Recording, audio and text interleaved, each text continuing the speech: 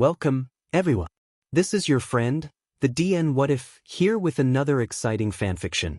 Today, we're diving into the story of what if Deku healed the world but broke himself? If you enjoy this video, don't forget to hit that like button and subscribe for more fanfiction content just like this. Now, let's get started with the fanfic. Izuku wasn't sure when the pain started. All he knew is that it would never end. There was no respite, not even in his dreams. The closest thing to peace that he knew was counting the number of tiles on the ceiling in his room. There were 78.5 to be exact. His eyes stared blankly at the ceiling. Breathe in. Breathe out. Repeat. Izuku had always dreamed of having a quirk. It didn't have to be a flashy one like Kaken's or versatile like All Might's. He just wanted a quirk that he could use to save people. He wished he had remained quirkless. Izuku's quirk manifested late. It came in when he was 7. It was unusually late, but not unreasonably so. It came in one sunny afternoon while he was following Kaken and the extras through the forest. While their relationship had started to strain because Kaken thought he was better than everyone else because of his hero quirk, their friendship wasn't quite past the point of no return. The forest was their favorite place to play. There were no adults to tell them off for playing too rough or for using their quirks too much. It was only the 5 of them and they ruled the world in the confines of those trees. Forward march, and here we go, members of the agency Bakugusai. Kaken's voice cut off abruptly as he lost his footing. His feet slid out from underneath him, and he fell down into the churning water of the creek below. It was a long fall for such a small child. Despite the choppy texture of the water, the current wasn't all that violent. The rocks at the bottom were smooth and were cradled by a soft mud that inhabited the lowest level of the creek. There were no sharp edges in side above or below the water. All the same, it hurt when Kaken landed. Kaken! Izuku scrambled off of the log and down the rocky shore, desperate to see the state of his friend. Are you okay? I'm fine, Deku. I don't need your help, Kaken said as he slowly tried to stand up. He was only halfway before he yelped and grabbed at his ankle, tears starting to form in his eyes. You're hurt. Come on, we need to get you to Mom and Auntie. They can help, Izuku said as he held out his hand. Come on, Kaken, you can't be a hero if you're hurt. He grumbled under his breath, unhappy about Izuku being right. Fine. But I'm still the hero and I'm still in charge, don't forget that. Izuku nodded vigorously. Of course. Now come on. Give me your hand so we can get out of the water, it's kinda cold. Kaken took his hand and stood the rest of the way up. That's weird. My ankle doesn't hurt anymore. I don't need your help anymore, Deku. That just goes to show how tough I am. The small boy smirked as he brought himself up to his full height, which wasn't that impressive. Now come on, I think we can sucker Auntie Inko into giving us ice cream like last time. What do you say, Deku? Izuku didn't answer. The small boy had fallen into the river and was now clutching his ankle, crying openly. I didn't even our trip. Why does it hurt? There was no logical explanation as to why Izuku felt pain. He had taken care while climbing down, making sure to only place his feet where he was sure the ground was stable. When wading through the water to Kaken, he had tested each step before placing his full weight down. His 2 feet never left the ground. And yet, he was reacting as if he were the one that fell all those feet from the log that spanned above. Despite his brash nature, Kaken wasn't heartless. He was arrogant and proud, but he wasn't cruel, at least, not yet. Despite Deku being a Deku, he was still his best friend and his best sidekick, despite his quirk not appearing yet. Tsubasa, go get Auntie Inko and my mom. Deku's hurt. Kaken grabbed Izuku firmly, but not roughly. Let's get out of the water. You were right, it is kinda cold. He half-dragged, half-carried his friend out of the water, not being quite as overly cautious as to where he placed his feet. He looked up at where the others were standing, making sure that Tsubasa wasn't wasting any time. Thankfully, the boy was already gone. I bet Auntie Inko will make you katsudon if you ask. She's always been weak for when you cry. Izuku nodded shakily. Why, his voice shook, thick with tears. And my mom probably would. Kaken paused once he saw Izuku's eyes for the first time since he fell. They were as red as blood. If you play this up, you could probably get her to buy that matcha cake that you like. Nothing he said could distract Izuku from the pain. Just wait a little bit longer. I'm sure you just need to ice your ankle. What seemed like an eternity passed before Tsubasa arrived with Inko, Mitsuki, and Masaru. The three adults were all frazzled, Inko the most and Mitsuki the least. The sun was just beginning to kiss the horizon, just starting to paint the sky with shy reds and timid yellows. Aizu baby! Masaru was barely able to keep Inko from climbing down to the creek. I'll grab the boys, Inko, don't worry. If either need to be carried, I don't think you're quite strong enough to make it back up. Stay here with Mitsuki and make sure the other boys are okay, Masaru said as he gently passed Inko over to his wife. She readily took hold of her friend and began to talk to the other boys, asking what had happened and whether or not they were hurt. Hey there, Aizu, Masaru smiled gently. Let's get out of here, alright? Katsuki, I'm guessing you're alright to climb up on your own. He nodded. Of course. I'm not that weak, let's go. Masaru gently lifted Izuku into his arms, keeping one hand free so he could rebalance or catch them if need be. As he said, Kaken didn't need any help. He ran ahead, as sure-footed as a mountain goat. Mitsuki, do you have blankets in the car? Katsuki and Aizu-chan are both soaking wet. I don't want them getting too cold. She nodded. Yeah, there should be a few in the back. How is our little man? Well, he's definitely hurt somewhere. He's grabbing at his ankle, but there aren't any marks on it. He may have twisted it. We should probably take him to the doctor just to be sure. Have Katsuki checked as well? These little guys told me that Katsuki fell off of the log into the water. He looks fine, but you can never be too sure, Mitsuki said as she took Kaken's hand, ignoring his protests about how he was too old and too cool to be seen holding his mother's hand. You just have the one car. I don't think all of us will fit in it. Inko's eyes scattered between the 5 small boys and the 2 oldest Bakugas. Mitsuki started to lead the way out, calling out over her shoulder, "It's no problem, Inks. I can walk these 3 home. They don't live very far away. You and Masaru can take the boys to the doctor. I can meet you there if it takes long." The walk out of the woods seemed to pass all too quickly. The boys had always viewed the forest as an immense domain with no limits, but the adults had made quick work of leaving. The adults were boring. They didn't stop every few feet to look at a beetle or a funky vine. They just walked right through with no care for the adventures that they were missing out on. The car was waiting near the entrance. It was parked crookedly and had partially jumped the curb. Masaru helped the 2 small boys into the car before climbing into the driver's seat. Inko's hands were shaking from nerves as she struggled to buckle her seatbelt. It's all right. You can start driving. I'll get this eventually. Inko gave the 3 of them a strained smile. Let's just get these 2 checked out. Neither Inko nor Masaru had noticed that both boys sitting in the back had red eyes. As Masaru pulled away, Kaken watched his mother disappear into the distance with the extras. The only sounds in the car were the radio softly playing pop music and Izuku's muted sobs. Kaken slowly held out his hand and held Izuku's, trying to give him some semblance of comfort. I'm sorry, but there isn't anything physically wrong with him, the doctor said as he stood up from examining Izuku's ankle. I don't think he's faking the pain he's feeling, but I can't find anything that could cause what he's feeling. Was he hit by any quirks? Kaken shook his head. No. I already said what happened. We were playing and I slipped into the creek. He came down to help me out of the water and he started crying. Masaru looked between the 2 boys, a slight frown marring his calm face. Inko, Izuku's quirk is still unknown, right? Izuku's mother nodded. While she was still upset, she was at least comprehensible. We took him to a doctor a couple months ago and he said that Izuku has a quirk, it just hadn't presented yet. If that's so, then maybe this pain has to do with his quirk. I'm sorry to ask again, Katsuki, but could you tell me again exactly what happened? The blonde boy was obviously starting to get annoyed. They had already been at the hospital for over an hour. Neither boy had anything wrong with them, and yet they were held back. I guess. Me, Deku, and the extras were walking across a log. I slipped and fell into the creek below. Deku came down to see if I was okay. It stopped hurting by the time he started crying. After that, I told Tsubasa to get Auntie Inko.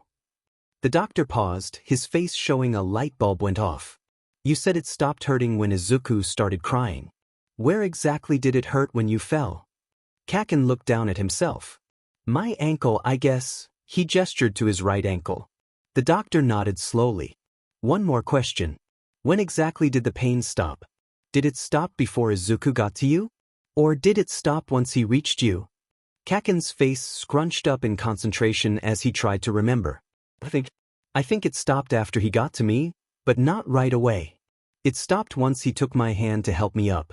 His eyes turned red too. I think I know what happened then, the doctor said as he smiled. I believe that little Izuku has some form of a healing quirk. Healing quirks are quite tricky. The more useful they are, the bigger the drawback. If what Katsuki is telling us is true, then it seems that Izuku touching him healed his injuries from the fall. I suspect the pain that he's feeling right now is the residual pain that Katsuki felt. I'm guessing that his red eyes are just the physical tell that his quirk is active. A healing quirk?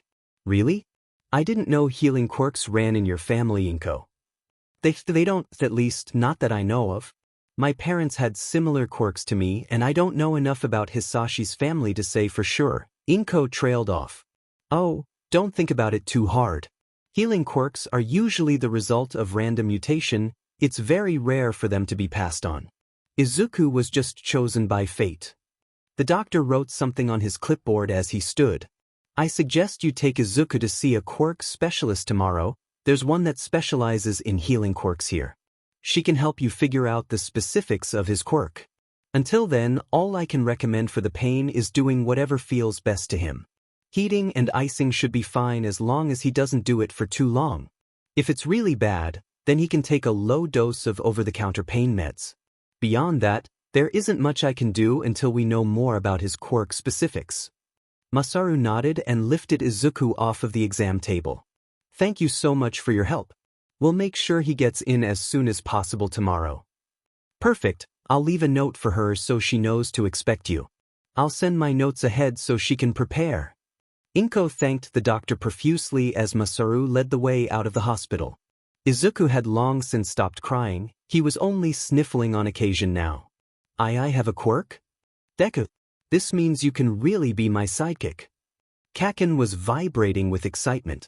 I can blow the bad guys up and you can save the people. A smile quickly appeared on his face. Yeah, I'll save the most people. Just watch.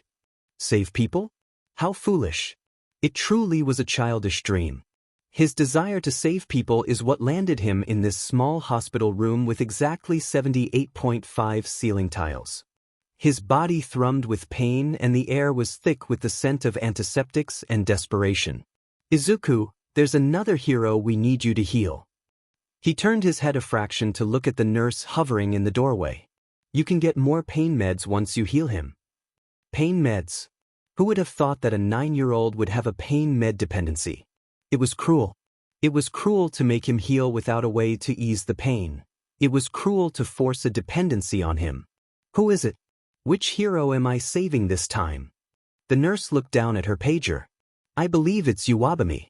She was helping with an evacuation when there was a partial collapse. Izuku slowly nodded. All right. How injured is she? Now Izuku, you know I can't tell you that. He gave her a deadpan look. I'll know how injured she was when I heal her. I couldn't care less about patient confidentiality, I just want to know what I'll have to deal with. She sighed softly before answering. She has a broken leg and collarbone, mild burns, and a moderate concussion. It was far from the worst he had healed, but that didn't mean it would hurt any less. Healing a single hero wasn't all that bad, but Izuku found himself healing up to 3 heroes in a single day. The HPSC, the ones that owned and ran the hospital he was currently working at, were absolutely ruthless. Once they found out the limits of his quirk, they utilized him to his quirk's fullest capacity. I can handle that. I will need pain meds once I'm done with her then. I won't be able to sleep without them. All right, Mrs. Midoriya, I believe I have the full details about Izuku's quirk, the nice specialist said with a smile. It seems that he has a very powerful touch-activated healing quirk where the only drawback is experiencing the pain of the original injury. I don't believe there are any limitations as to what he can heal, the only limits are his own ability to manage the pain. If I'm being honest, this is the strongest healing quirk I've ever seen in my 10 years on the job. Inko had tears in her eyes as she looked at her little boy proudly. Meanwhile, Izuku was skiing on a rather large lollipop that the specialist had given him. I have a document printed out with a few specifics, but it should be a fairly easy read for you. My number and email are printed at the bottom. Feel free to contact me if you ever need anything. I consulted his doctor and we both agree that it should be fine to give him some stronger pain meds until the pain fully disappears. The directions for usage will be given to you at the pharmacy. Lucky for us, you should know immediately when he no longer needs the meds as his eyes are red when his quirk is active, she said as she handed over a small packet. I'll see if I can find a healer to mentor him. Healing quirks are special, they can be used in public as long as a licensed healer is present. Once he has a mentor, he can start training with it. He'll be in very high demand, I can promise you both that. Inko nodded slowly, trying to take in everything.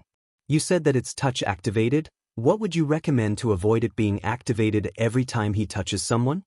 The best way to avoid that is to use gloves. Wear long sleeves and pants to avoid it activating when brushing against someone.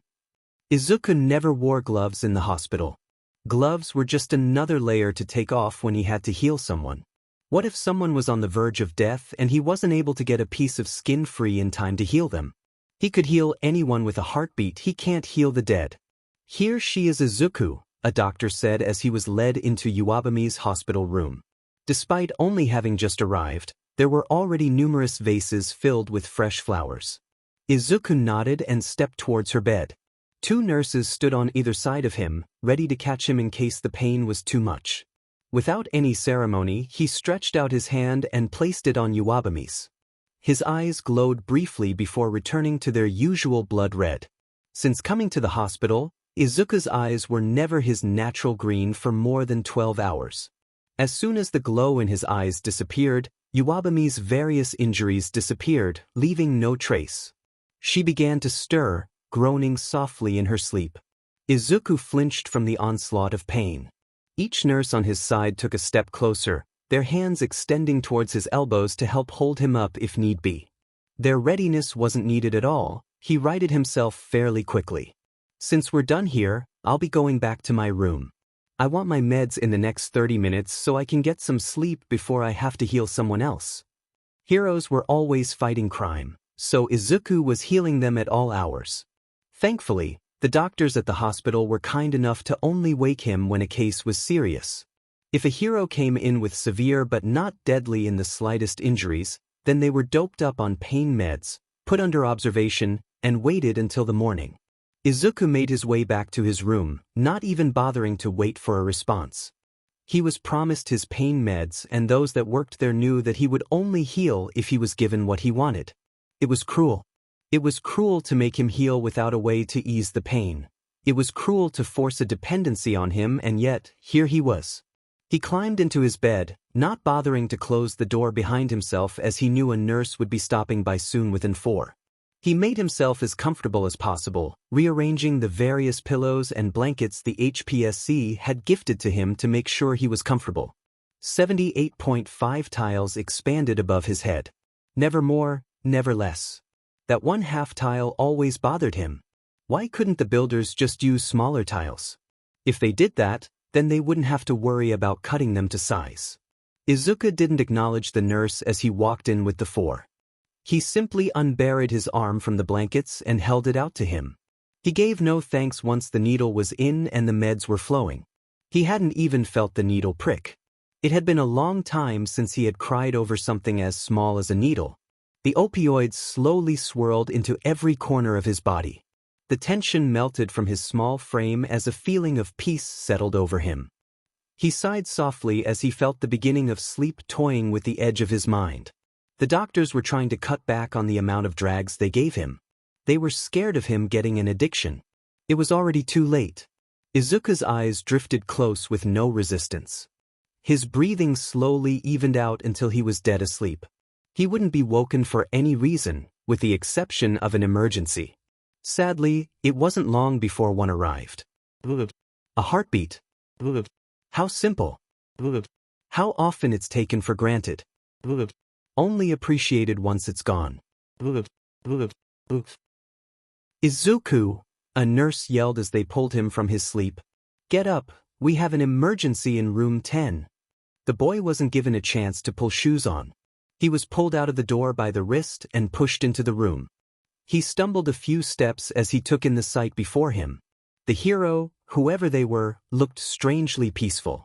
The doctors and nurses around him were running about, instructing a nurse to do her compressions harder and deeper. We're losing him. I can't find a wound. Izuku was pushed forward, towards the bed. A strange feeling settled over him as he stretched his hand out. He was familiar with this process. He wasn't sure why the doctors were panicking so much as he was there. The hero would find in a few seconds. Touch him now, Izuku. He placed his hand on the hero's bare arm. Nothing happened. Izuku frowned and lifted his hand. He grabbed a sterile piece of gauze and wiped the area before placing his hand down again. Nothing.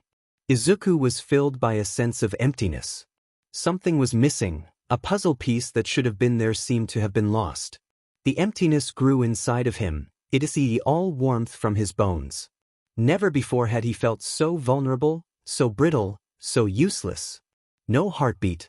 The thing missing was his heartbeat. There was no constant thrumming rhythm echoing through his veins.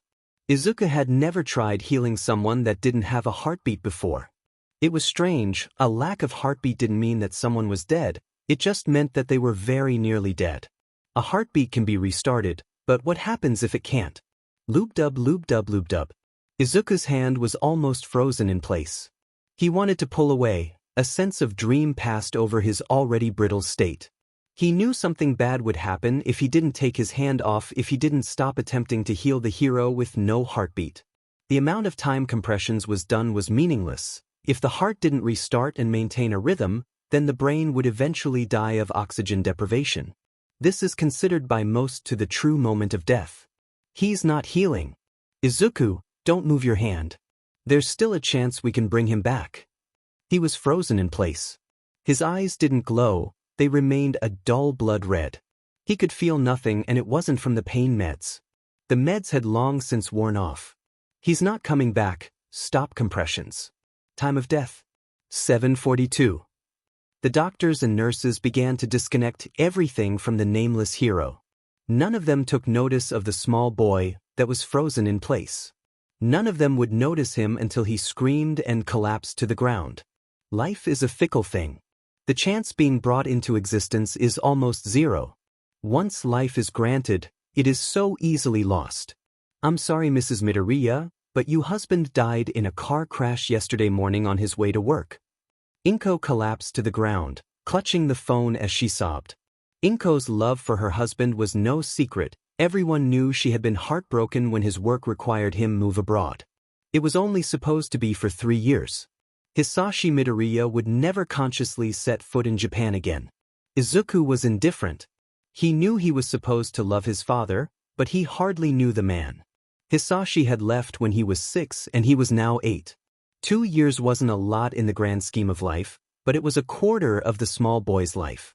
The only memories of his father that he had was a laugh that often left singe marks and calloused hands that were amazingly gentle. Inko Midoriya would eventually stop crying after 3 hours. Izuku moved his mother with his entire heart. She helped him throughout his entire childhood as any good mother should. She placed limits on what he could heal with his quirk, just so he wasn't too bothered by pain. A boy your age shouldn't have to handle pain. Pain is something reserved for those of us experienced enough to forget it. Izuku wasn't experienced in handling pain, much less forgetting it. What he is familiar with is sadness, but not because of himself. He is well acquainted with sadness because of his loving mother. The day Hisashi died was the day Inko was unable to forget pain. There was no experience she had that allowed her to put the death of her other half aside. Izuku stayed with the Bakugas for a week. He understood why, but he still didn't like it.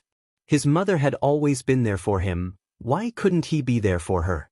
Why did his mother have to suffer alone like this? After the week passed, she began to push others away. She said she was tired, But Izuku knew that it was more than that. He could see the tension taking over her shoulders. He saw it in the way her hands shook any time she tried to pour herself a cup of tea. She was not okay, and Izuku knew, but she didn't. The men from the HPSC came 3 days after Hisashi was finally laid to rest in the Midoriya grave. "You have our sincerest condolences, Mrs. Midoriya. I can't even imagine the stress and sadness you feel right now." The man's eyes were hidden behind tinted glasses. He wore a smart suit that was flawless. "My men and I are here to offer you and your son an opportunity, one that can hopefully take some stress off of your shoulders. It would help you both in the long run." Inko said she would listen. Izuku would come to regret staying for the discussion. "Your son's quirk is absolutely amazing. We want to take him in and train him. We'll set him up for a successful future while giving you time to grieve in peace. You won't have to worry about anything except for yourself." It was a good deal. Even Izuku had to admit that. He would miss his mother, of course, but he would do anything to help her with the emotional pain she felt. "Mrs. Midoriya, you'll be able to visit your son whenever you want. We'll help him learn the limits of his quirk in a safe environment and nurture his bright mind." That would turn out to be a lie. "While he's with us, he'll technically be working, so you'll be compensated. You won't have to worry about financials ever again."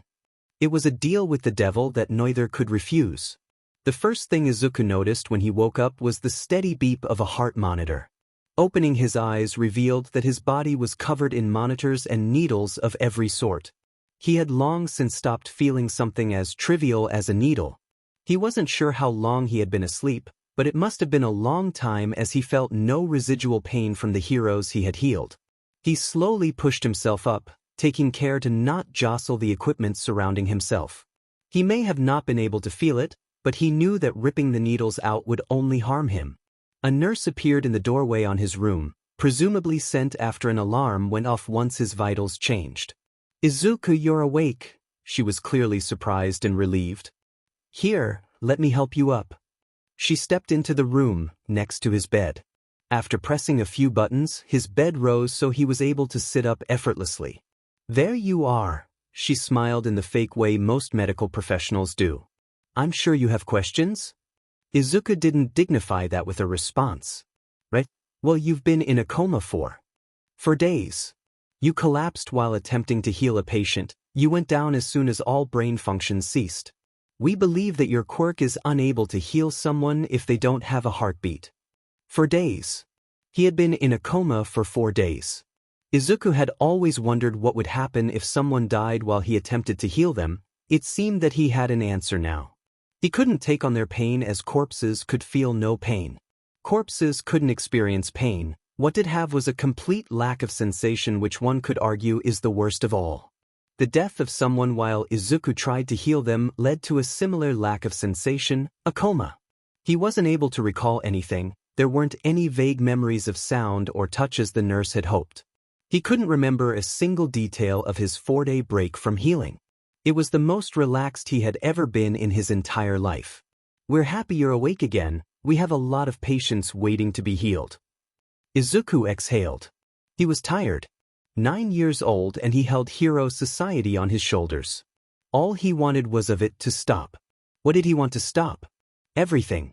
"Can I have something to eat before I see the patients?" Izuku asked softly. She nodded. "Of course, I'll bring you someone that'll be gentle on your stomach. You haven't had solids in 4 days, so we don't want to go too fast." Did she hear the hypocrisy? She either didn't care, or she was stupid. She disappeared through the door to grab his food. Once she was out of sight, Izuku collapsed bonelessly into the pillows. He had only just woken up, and yet he was already exhausted. 78.5 tiles on the ceiling, 78.5 exactly. He had counted each numerous times and was familiar with the shape of each. The tile that he assigned to number 13 was slightly darker than the others. Tile 16 had the beginning of a crack in the corner. Tile 42 had water damage. The pile of thank you presents and flowers continued to grow at his bedside, but he ignored every last colorfully wrapped package. A present would do nothing to stop the pain. The food he was brought was bland and lukewarm at best. Heaven forbid he burn himself after he woke up from a coma. The nurses and doctors that worked at the HPSC Hero Hospital were all numb to some extent. None of them found a problem with putting the world's pain onto the shoulders of a 9-year-old. Why would they care when he made their lives easier? Why would they care when the HPSC said it was okay to work him to the bone? He hadn't been outside of the hospital grounds in over a year, keeping him safe presumably. He was a bird in a cage. They never bothered to clip his wings because he was too young to fly. A doctor he had never seen before entered the room. He had a bald head, round glasses, and the bushiest mustache Izuku had ever seen. He seated himself into the chair beside Izuku's bed slowly. "Hello there, young man, I'm Dr. Garaki," the old doctor said. "I want to talk about a few things with you." Izuku didn't bother to pause in his eating. He nodded his head once to signify he should start talking. "Well," his voice was soft, "I just wanted to let you know that if you ever tire of life here, I can help you leave." The look on Izuku's face must have given away his skepticism. "I know, you have no reason to believe me, but no one's ever given you the hope of leaving before, have they?" Izuku froze mid-bite. He slowly lowered his hand, placing the spoon back into his bowl. "No, no one's ever even hinted at the chance of me leaving. The ones that work here are convinced I'll exist for them and eventually die when they no longer need me." Dr. Garaki nodded sadly. "I figured that was the case. Well, my employer and I both hate how a person's fate is dictated by their quirk in this modern society. If you help us, we will set you free from this cage. If you free me, I won't heal you. I won't be guilted into healing." "Of course, not my boy, we weren't planning on doing that at all. Tell me, do you resent the quirk that you have?" Did he hate his quirk? It healed so many heroes and kept so many from early deaths, but it had caused him so much pain. He hadn't seen his mother in over a year. He hadn't seen his best friend, aunt, or uncle in just as long. He was 9 years old and had a drag dependency. It wasn't fair. "I hate this quirk. I wish I had been quirkless, this has only brought me pain." The old doctor seemed satisfied with that answer. "My boy, what would you say if my employer and I had a way to take away your quirk?" 3 weeks passed since his coma. His days were filled with the usual activities, healing heroes, writhing in pain, and counting the ceiling tiles. He held out for the day they replaced the tiles in his room, so he actually had to recount them. Izuku thought that he knew pain. He thought he traversed hell daily because of his quirk. That's what he thought until the number 1 hero was brought in. "Get Izuku now." Izuku was pulled from his precious sleep to sounds of his name being screamed. His eyes had been blood red for 21 days straight. He had no break. After over a year of near-endless pain, the boy was reaching his limit. That is, if he hadn't already passed it. He was given no time to finish waking up. A nurse simply gathered him into his arms and ran with him. The jolting was a good way to finish waking him up, but it did nothing to help his pain. Izuku was brought into a room with the largest hero he had ever seen. It was almost impossible to discern the identity through the blood and gore that covered his body, but the reds and blues were unmistakable. All Might. Izuku was set down roughly next to the bed. The constant beeping of a monitor showed that the number 1 hero wasn't on death's doorstep, but he was close. All Might was lucky that he was unconscious. The pain alone could have snuffed out the remaining embers of his life. Izuku was meant to take on that pain. His eyes filled with tears and he backed away. "Peel, please, I can't heal him. If I heal him, I'll die from the pain." It was the first time Izuku had begged in over a year. He had quickly learned that begging gets you nothing, but all of his lessons were erased from his mind as he took in the magnum opus of his career as a healer. Do you really want the number 1 hero to die because of you? Do you really think your comfort is more important than the safety of all of Japan? "You'll get your pain meds, just heal him," a doctor yelled at him as they cut away All Might's costume. "Nurse, inject him with his usual meds.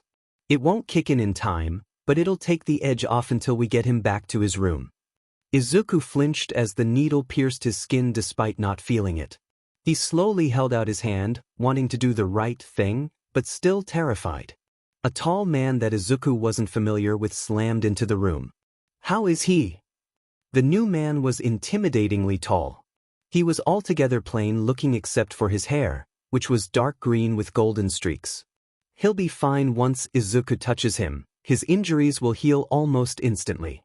The tall man turned his attention towards Izuku. As he did, an alarm went off on the heart monitor. All Might's heart was becoming irregular and thready, too much so for comfort. What are you waiting for, boy? Heal him. The tall man reached out, putting his hand over Izuku's and pressing the small boy's hand to All Might's forearm. The boy convulsed where he stood as a blood-curdling scream was ripped from his lungs. His eyes shone a sickeningly sweet shade of crimson. The tall man had no remorse. He was focused on how quickly the injuries disappeared from his beloved #1 hero. Izuku's screams did not end once All Might was fully healed. His screams echoed throughout the hospital. His screams were the proof of a grave sin. Dr. Garaki had said that getting him out would take time but could be managed easily through faking his death. Izuku had come to trust the older man. He held the brightest future Izuku had ever hoped of.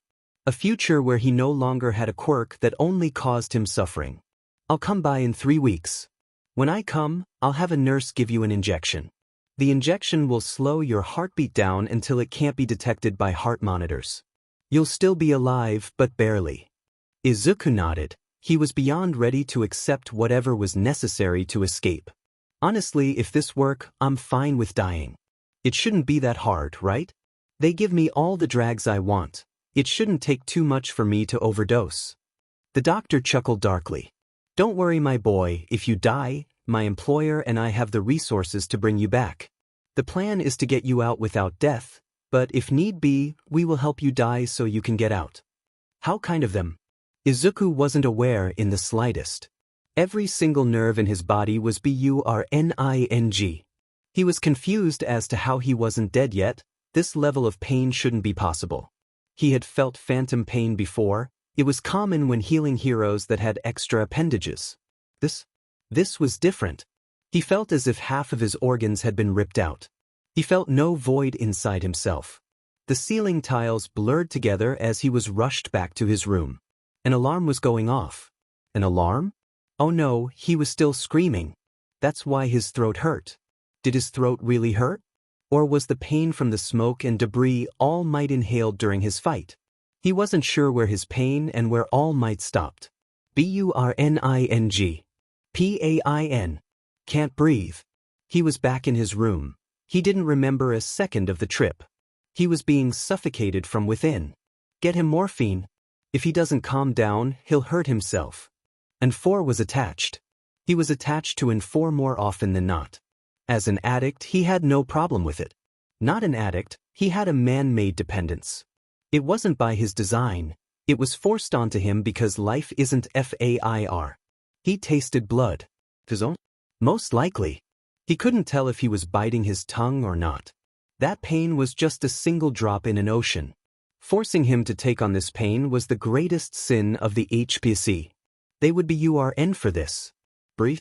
Can't breathe. Breathing hurts. Hurts more to not breathe. What should he do? Should breathe. Want to live. Can't breathe. His chest rattled as he in a shallow breath. It didn't help. More rattling.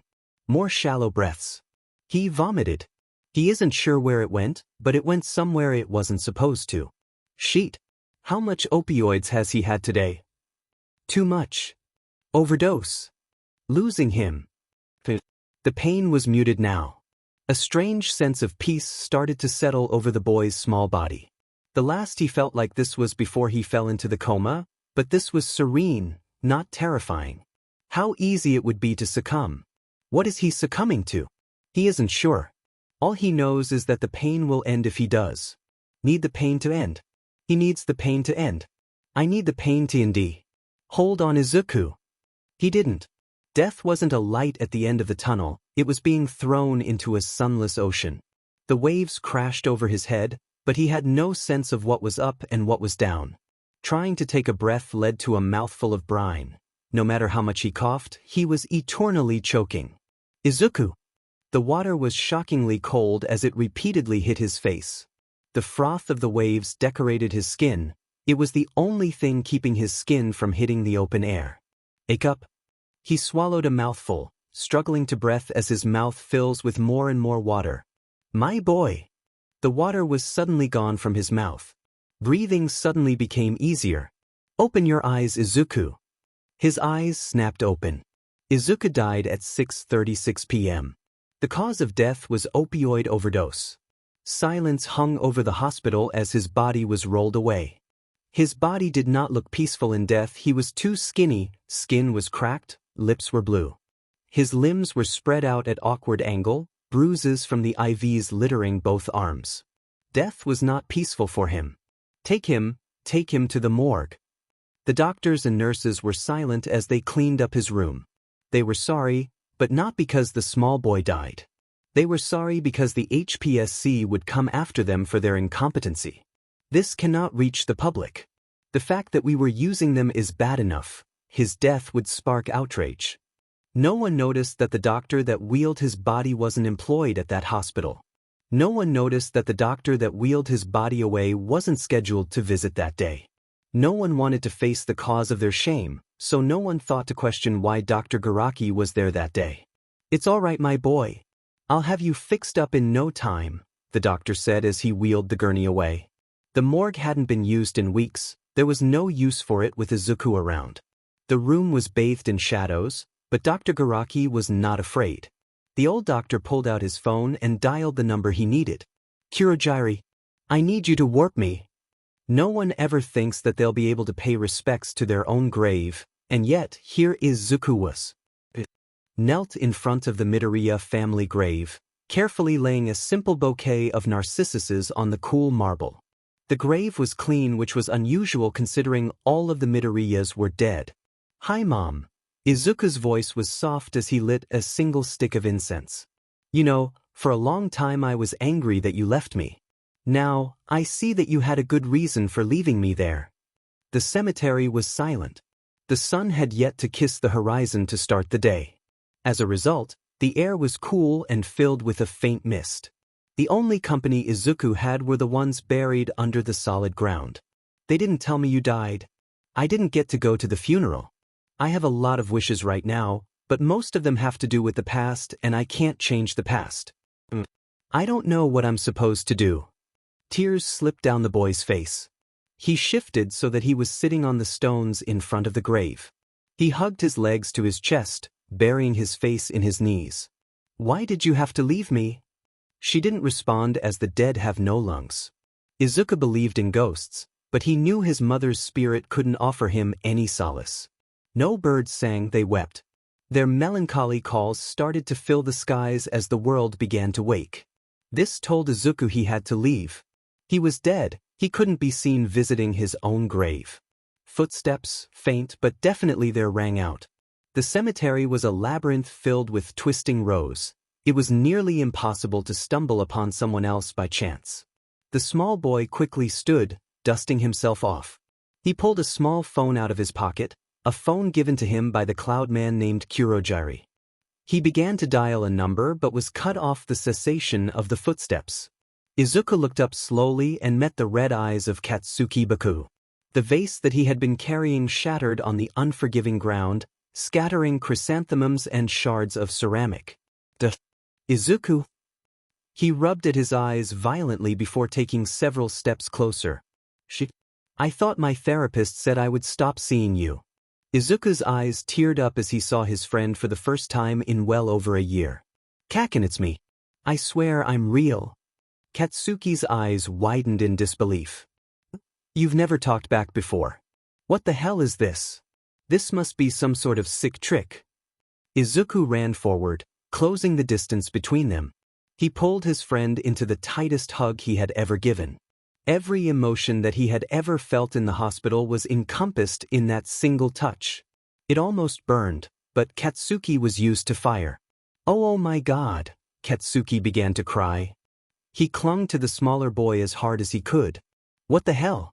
Where have you been? You died.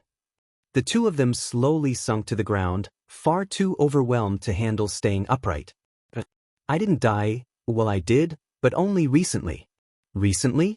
Deku, you died on March 15th. You died over a year ago. Katsuki's voice was thick with tears and confusion. How are you okay? What? I was at the hospital on that day. I died 3 weeks ago in the hospital from complications. Complications from doctors' incompetency. I was brought back to life a little over a week ago. The hospital? You died in a car accident. You died in a FING car accident when Auntie Inko ran off of the road. The building frustration was clear in the other boy. Kakan, I haven't seen my mother since I was sent away after my father died. The last time I saw her was when she dropped me off at the HPSC Hero Hospital. She never called or wrote after that. I thought she was still grieving. Katsuki was silent for a moment. She went back for you. She told my mom she wanted you back, that sending you away was a mistake. She went to the hospital on March 15th and checked you out to bring you home. You crashed on the way. It killed both of you instantly. The tension in the air was thick enough to cut with a knife. But I don't understand. I never saw her. I never left the hospital. Did you see my body? He shook his head slowly. No, they cremated your body without letting anyone see you. They said you were too gruesome to be seen during a funeral. We were able to see Auntie though. Izuku sighed softly, understanding washing over him. Another strike against the HPSC. Coming back to life wasn't as easy as they made it look in the movies. He didn't delicately blink as he opened his eyes. He didn't gasp softly as life filled his heart again. Coming back to life was like clawing his way out of quicksand. Every movement pulled him deeper down. Every attempt to blink spread the fire further in his eyes. Every breath was forced from his lungs as the sand strangled him. The world blurred as he finally forced his eyes open. Everything slowly came into focus, colors and lines becoming crisp. His limbs still felt as if they were made of lead, but moving them no longer felt futile. He was certainly and verifiably alive. Izuku slid his fore out with practiced ease, slowly sitting up. He stood up on uncertain legs, stumbling and grasping onto anything close for balance. He slowly looked around the room, seeing that he was in a cavern-based lab. The walls were all made of naturally occurring stone, all rough edges. Roughly cut stone was accented by smooth pipes and wires, reaching everywhere in the room. He began to walk around the cavern, curiosity taking over his body at the sight of numerous pods that looked like they were straight out of a gritty sci-fi movie. The closest pod to him was at least 8 feet tall and several feet around. Whatever was in it appeared to be organic, alive. He walked around it, taking in the very human-like frame. Dread crept up through his chest and gripped his throat in an icy fist. Inside the pod was a face he would never forget. It was the hero that had died. "I'll effing kill them!" Katsuki shouted as he stomped his foot on the hard stone ground, still being careful to not disturb the other graves. "They lied to us. Sees Kaken. No one can know I'm here. Uncle Masaru wouldn't like the language you're using. Deku, just this once, I think he would be fine with it. They faked your death. But fine, I'll try to keep quiet. Why can't anyone know you're still alive? A lot of people would be happy." "Who would be happy? I don't have any family. You, Auntie Mitsuki, and Uncle Masaru are the only ones I have left. If the HPSC find out I'm not dead, they'll take me back. I don't want to go back. I can't go back." Izuku's voice was nearing desperation as he spoke in a harsh whisper. "Please, don't tell anyone." "Fine. Where are you staying?" Katsuki crossed his arms. Some of the tension that had been building dropped from his face. "I'm staying with the group that rescued me. I don't know what to think about them. They're better than the hospital, but I don't know if I like them or not. But that doesn't matter, they're the ones that brought me back to life. At the moment, they're the only ones capable of keeping me safe. I can't tell you more about them, I'm sorry." Izuku wanted to tell his friend more, but Dr. Garaki and Master had been firm about him keeping their secret. Katsuki nodded. "Promise me one thing, okay?" "What is it?" Izuku looked up at the taller boy. "Promise me you won't leave again." "I promise." Izuku wasn't sure what were in the pods. As a child, he had been told stories of men defeating monsters. He had always thought that monsters and men existed separately, men were real, and monsters were only for stories. But now, he wasn't sure if that was true. His time at the hospital proved to him that men can have monster-like tendencies. The things in the pods weren't fully man, but they weren't fully monster. In a way, their grotesque nature was beautiful. They existed outside of a firm dichotomy that Izuku had come to despise. My boy, you shouldn't be walking around yet. I don't want you to strain yourself, Dr. Garaki said as he reappeared in the cavern. Come now, take a seat. I want to give you another checkup before we discuss some things. Izuku made his way over to the doctor, unable to fully pull his eyes away from the creatures. Sit, the doctor said as he guided the boy onto a small cot. Now, this'll be a regular checkup. I just want to make sure that you healed properly, make sure that everything is back in order. The doctor started to go through the regular tests, taking care to write everything down for his own records. Doctor, what exactly happened? Yes. I was wondering when you would ask, he said, not faltering the slightest. Well, my boy, you died. You overdosed at the hospital and I retrieved your body. I brought you back with some work. It took time, I'll have you know. You brought me back to life? That's not possible. Dr. Garaki smiled proudly, albeit a bit arrogantly. For a normal man, yes, it is impossible. I am far from a regular person. I am able to bring people back to life. That's what those pods are used for. But those aren't humans in the pods, at least, not fully.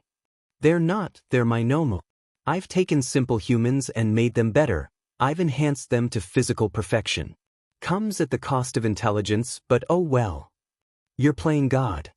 Am I really playing God if I'm simply a man? A human isn't able to do what a god does. I'm simply doing what the gods have allowed. The doctor sat back as he finished the physical portion of the exam. All right, I have to take some blood samples. You may feel a slight pinch. Izuku didn't flinch from the needle, he never did anymore. What do you want from me? Why would you go through the effort of bringing me back to life?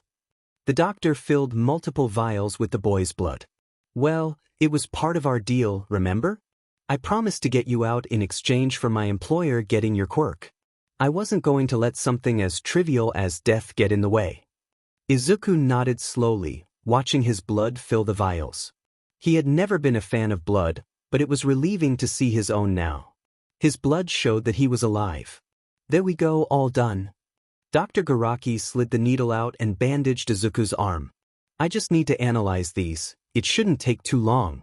While I do this, my employer wants to speak with you. Izuku wasn't given a choice as he was led from the cavern, Dr. Garaki keeping a hand on the small boy in case he started to feel faint. The hallways twisted and turned in every direction, revealing how truly expansive this structure was. He opened a door, leading the way inside. Once Izuku stepped in, he was hit by the sterile smell of a hospital. Master, this is Izuku. Izuku, this is my employer. Izuku looked at the only other person in the room, a grotesque-looking man that was cocooned on a bed. Looks must have been deceiving, as the man looked pitiful in every regard. It's a pleasure to meet you, young Izuku. The man's voice was raspy and muffled by the oxygen mask he wore. I want to discuss our agreement. What about our agreement? I just wanted to offer you another choice. We agreed that I would get you out and, in return, I would get your quirk and you walk away. I have another option for you. You can stay with my organization. If you stay, you heal me and get to keep your quirk.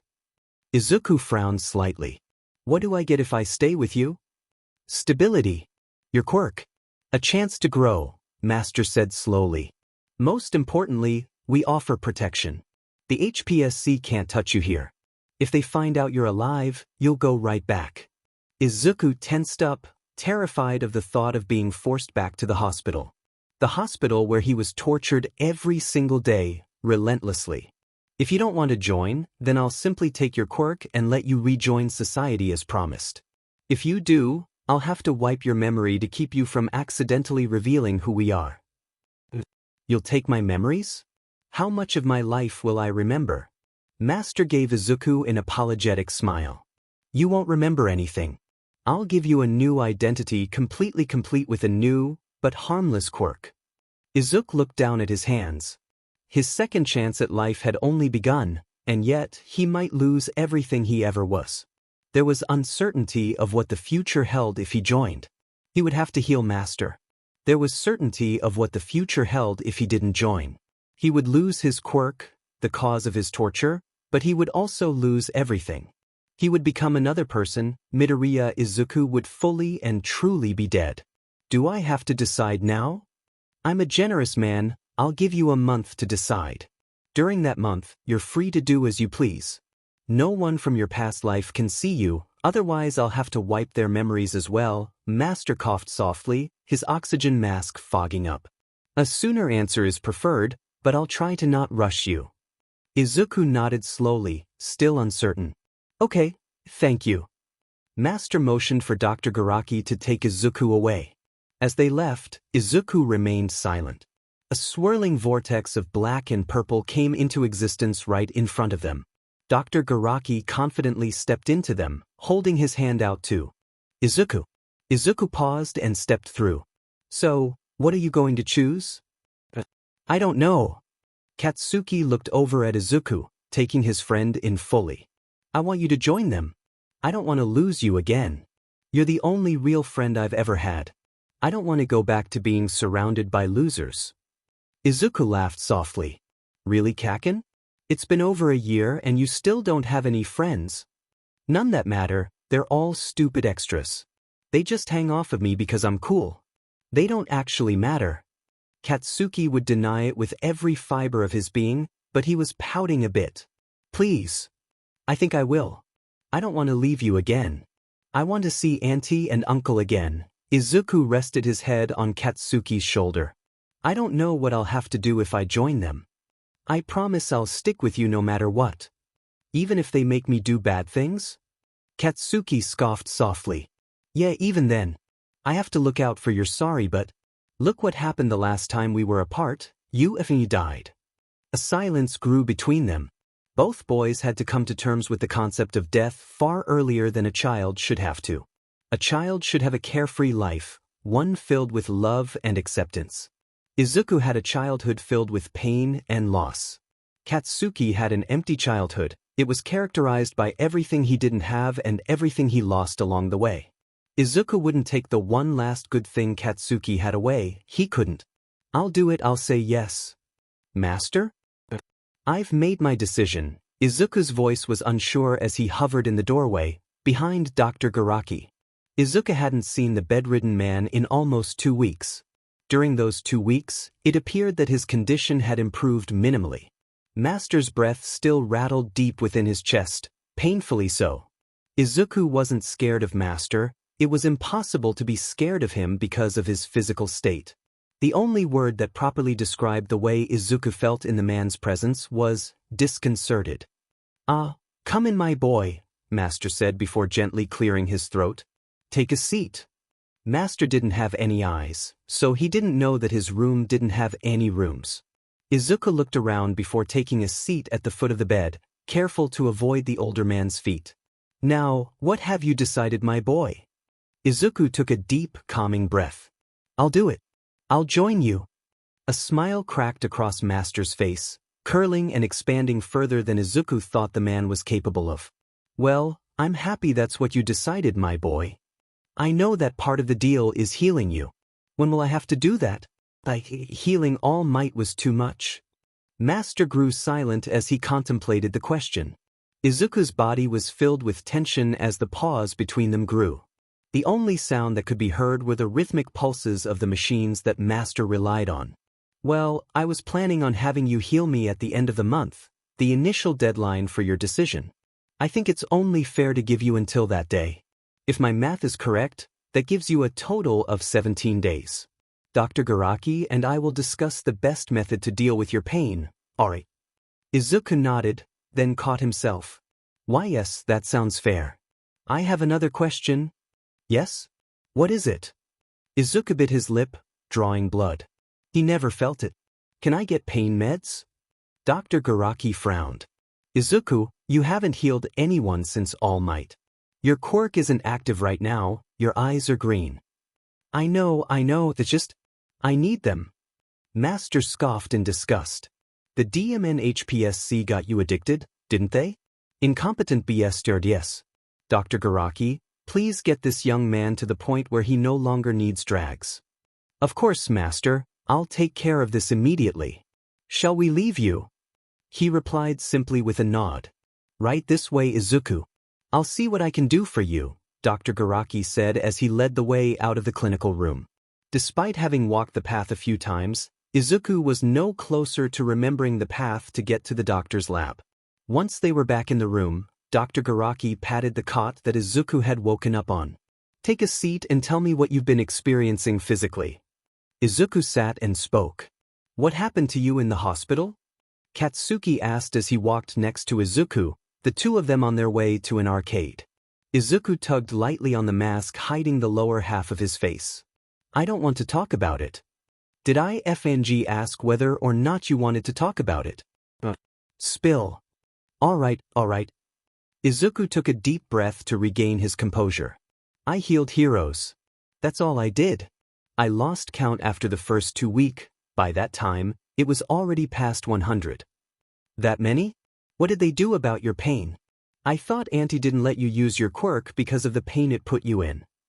Izuku's eyes were much older than the meager 10 years he had been alive for. He held back his answer as they walked past a group of teenagers who were laughing and shoving at each other. Izuku had never had that and would never have that. Izuku knew that the path fate had designated for him wasn't for the faint of heart. He wasn't sure where it led, but he was certain that his future would be filled with more pain. They didn't do anything. They just gave me in-4 with pain meds and left me. They didn't like giving me anything in the beginning, but they realized I stopped putting up a fuss and fighting when I wasn't in pain. Katsuki snorted. I feel like that would be obvious. At least they gave you something for the pain. Yeah, well, I'm paying for it now. Izuku looked down at his arms that were scratched almost raw. The men that took me in won't give me anything. They said they want to help me get over my addiction. Dying had helped reset his body to some extent, but he was still going through withdrawals. Meals only lasted in his stomach for an hour if that. The only times his hands didn't shake was when he was scratching. He never noticed when he scratched, he began subconsciously and couldn't feel the sting, so there was no signal telling him to stop. His fingernails were always tainted with his own blood. Well, it's good that they're helping you. Have they said what you'll have to do? Izuku shook his head. No. I think they're really bad, but I don't think I care. Why should you care? The Hero Commission was supposed to be good, and they f'd you over. They can't be too bad if they rescued you and brought you back to life. The two boys arrived at a grimy, but well-loved arcade. They specialized in retro games, so everything there was unique. The two boys had a tradition of going on Fridays after school when they both still attended together. This was their first time back since Izuku first disappeared. They both walked in, excitement vibrating throughout their frames. I'm gonna beat your butt in Dance Dance Revolution this time. Izuku snickered. I'd like to see you try. If you do, it'll only be because I haven't been here in over a year. I'm out of practice. Yeah, well, I haven't played in a year either. Katsuki huffed as put the necessary coins into the machine. What? Why not?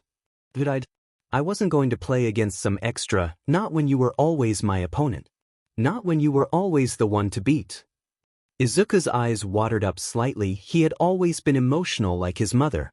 Kaken, is that your way of saying you missed me? Katsuki started to answer but was cut off by the sudden flashing lights of the game. As the music began, the two boys drowned out their surroundings and lost themselves in their childhood fun. Now, Izuku, seeing as you're joining us, I believe it's time I start your training. My training? What do you mean, master? Izuku looked over at the still grotesque-looking man. He had healed more since Izuku last saw him, but his appearance never seemed to improve. Well, I need to teach you some basics so you can hold your own with us. I don't plan on putting you into dangerous situations, but it's still important that you know how to protect yourself. One of my associates, Jiren, was able to find someone that will be able to teach you the basics of self-defense and weapon safety. Considering Izuku wasn't allowed to do even the slightest physical activity while at the hospital for fear of hurting himself, the idea of learning self-defense was both exciting and terrifying. Before he could express his thoughts, the door to Master's room opened. Two men walked in. The first man to appear had gray hair and an easy, albeit sleazy smile. Despite being inside, he wore a pair of round, tinted glasses. He looked like the type of man whose loyalty wasn't dependent on morality, but rather money and favors. You're lucky, I almost wasn't able to convince this guy to come. Master smiled behind his mask. Thank you for your efforts, Jiren. Dr. Garaki will handle your payment. I'll give you a bonus for how quickly you pulled this off. Jiren's smile grew. Oh, it was nothing truly. He looked over his glasses at Izuku, who was still sitting at the foot of Master's bed. So, this is the boy? Your newest protege? Yes, this is Izuku Shigaraki. He's mine and won't be loaned out, so don't even bother asking. He threw up his hands in surrender. Hey now, I wasn't going to ask. He's a bit young, would be more trouble than he's worth. Though I may ask in the future. I'm guessing he's something special if you picked him up. The other man, who Izuku had forgotten about, cleared his throat sharply. I didn't come here to listen to you two gossips. Do you want my help or not? Izuku got a closer look at the stranger. He was wearing a mostly monochrome outfit of loose-fitting pants, a tank top, and numerous sheaths with blades of every length and design. The only color he wore was a tattered, bright red scarf. Despite his outfit, his face was the most eye-catching thing about his appearance. Scars crisscrossed across his face, painting the skin where a nose was supposed to be. Of course, my apologies, Stendhal. I'm not Stendhal.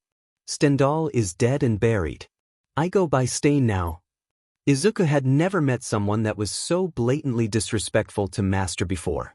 Since joining, he had met a menagerie of different people, ranging from slightly dishonest businessmen to the most vile criminals. The one thing they all had in common was a deep-seated fear and respect for Master. Master paused for a second before nodding. Of course, Stain. Despite the obvious disregard and disrespect, Master seemed amused. This is your new student, Izuku. Jiren, you can leave, I just have a few things to discuss with Stain. Jiren bowed his head slightly in respect and as a silent goodbye. He turned and left the room without any pomp or circumstance.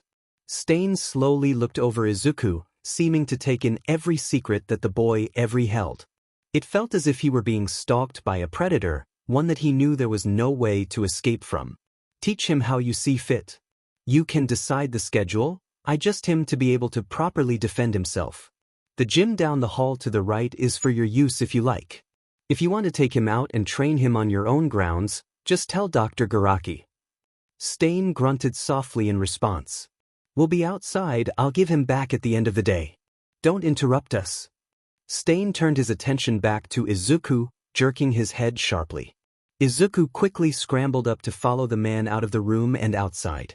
As they walked, the taller man pulled out bandages from a pocket and proceeded to wrap his arms before tying his hair back. Izuku was led into a dingy alley, far separated from the normal hustle and bustle of the city. Brick closed in the space on either side, extending up into the sky. The alley was a dead end filled with broken bottles and trash. Scarface says he wants you to learn how to defend yourself, Stain said as he pulled out a jagged dagger. Let's see if you're worth staying alive. Quicker than a cobra, he struck. Izuku scrambled back, falling to the ground. He clutched his arm tightly. He wasn't scratched deeply at all, it was barely a nick. A single drop of blood glistened on Stain's blade. He held the knife up to his lips and slowly licked up the drop with his long tongue. Immediately, Izuku was left paralyzed.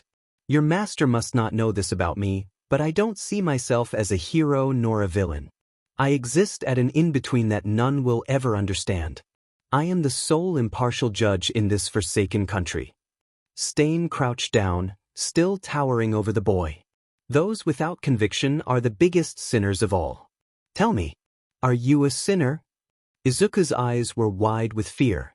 He had faced death itself, and yet, it was nowhere near as terrifying as this man. I don't think I am. Stain balanced a knife against Izuku's bicep, the tip just barely scratching his skin. Tell me, why are you with Master? What is your goal? They said they would keep me safe. The knife dug into his skin, starting to draw blood. Izuku watched as a droplet trailed down his skin. Wrong answer. They rescued me. I have nowhere else to. I swear, I just wanted their safety. The knife twisted in his arm. It did hurt, but it was a pain that Izuku was familiar with. Tell me the truth. I'm not scared to kill you here and now, even if you are a child. Stain seemed to notice how the boy was unflinching. You have a good pain tolerance, let's see what your limit is. I'll only stop when you tell me your truth, your inner drive. As promised, Stain continued to cut and cut and cut. Each slice caused blood to bubble over Izuku's skin, painting his skin red. The pain was constant and growing. It had been weeks since he had felt anything like this. With pain from healing, he was able to push it from his mind to a certain extent as there wasn't anything physically wrong with him. Being injured, having a blade ripped across his skin wasn't something easily ignored. Here, Izuku had stopped crying to hold back his tears.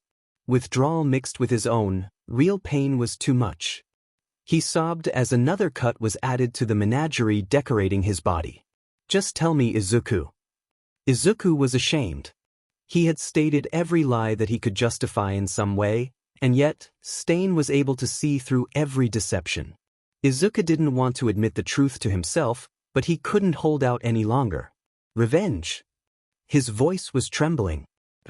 I want revenge. Stain quirked an eyebrow. Revenge? That's not very heroic of you.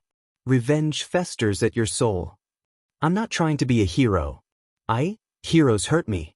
Hero society is built on blood and lies, but everyone is blind to that.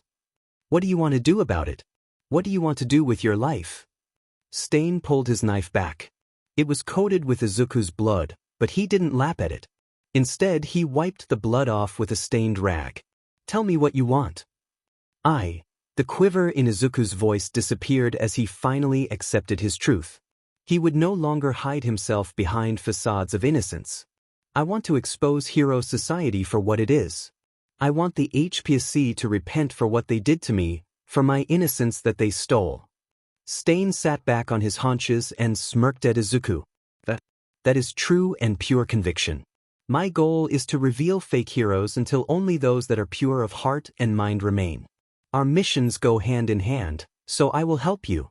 He slowly stood up, sheathing his knife. Slowly, the paralysis left Izuku's body. Once he had enough control, he stood shakily.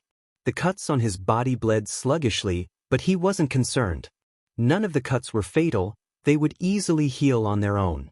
Lesson 1. Stain showed Izuku the basics of working with a blade. A low stance and quick feet would make him an adversary to fear. As a healer, he was always praised for his ability to save lives. Stain showed him how to end them. Izuku left the embers of his innocence in that alley, but he couldn't find it in himself to care. Master? You wanted to see me? Izuku asked as he peeked through the doorway. Yes, come in, my boy. I have someone else I want you to meet. Izuku stepped into the room, seeing the one other occupant aside from Master. The other person was a man, no, a boy. It was a teenage boy. His exact age was hard to determine, but he seemed to be around 14 or not much of his face was visible. His features were hidden behind blue hair so light that it was almost white. Now, Izuku, this is my other protege. Izuku Shigaraki, meet Tamura Shigaraki, Master said with an easy smile. While he was still connected to oxygen, his lungs no longer rattled with every breath. Tamura's head snapped up as soon as the name, Izuku Shigaraki, left Master's lips. What's the meaning of this, Master? Tamura, I told you I was bringing in a protege. Just like you, he will be my son, he said as he smiled at Izuku in a what can you do kind of way. You two don't need to like each other, but I want you to at least get along. The older boy's hand slowly snaked up to his neck, scratching deep red tracks. You didn't say I would be getting a brother.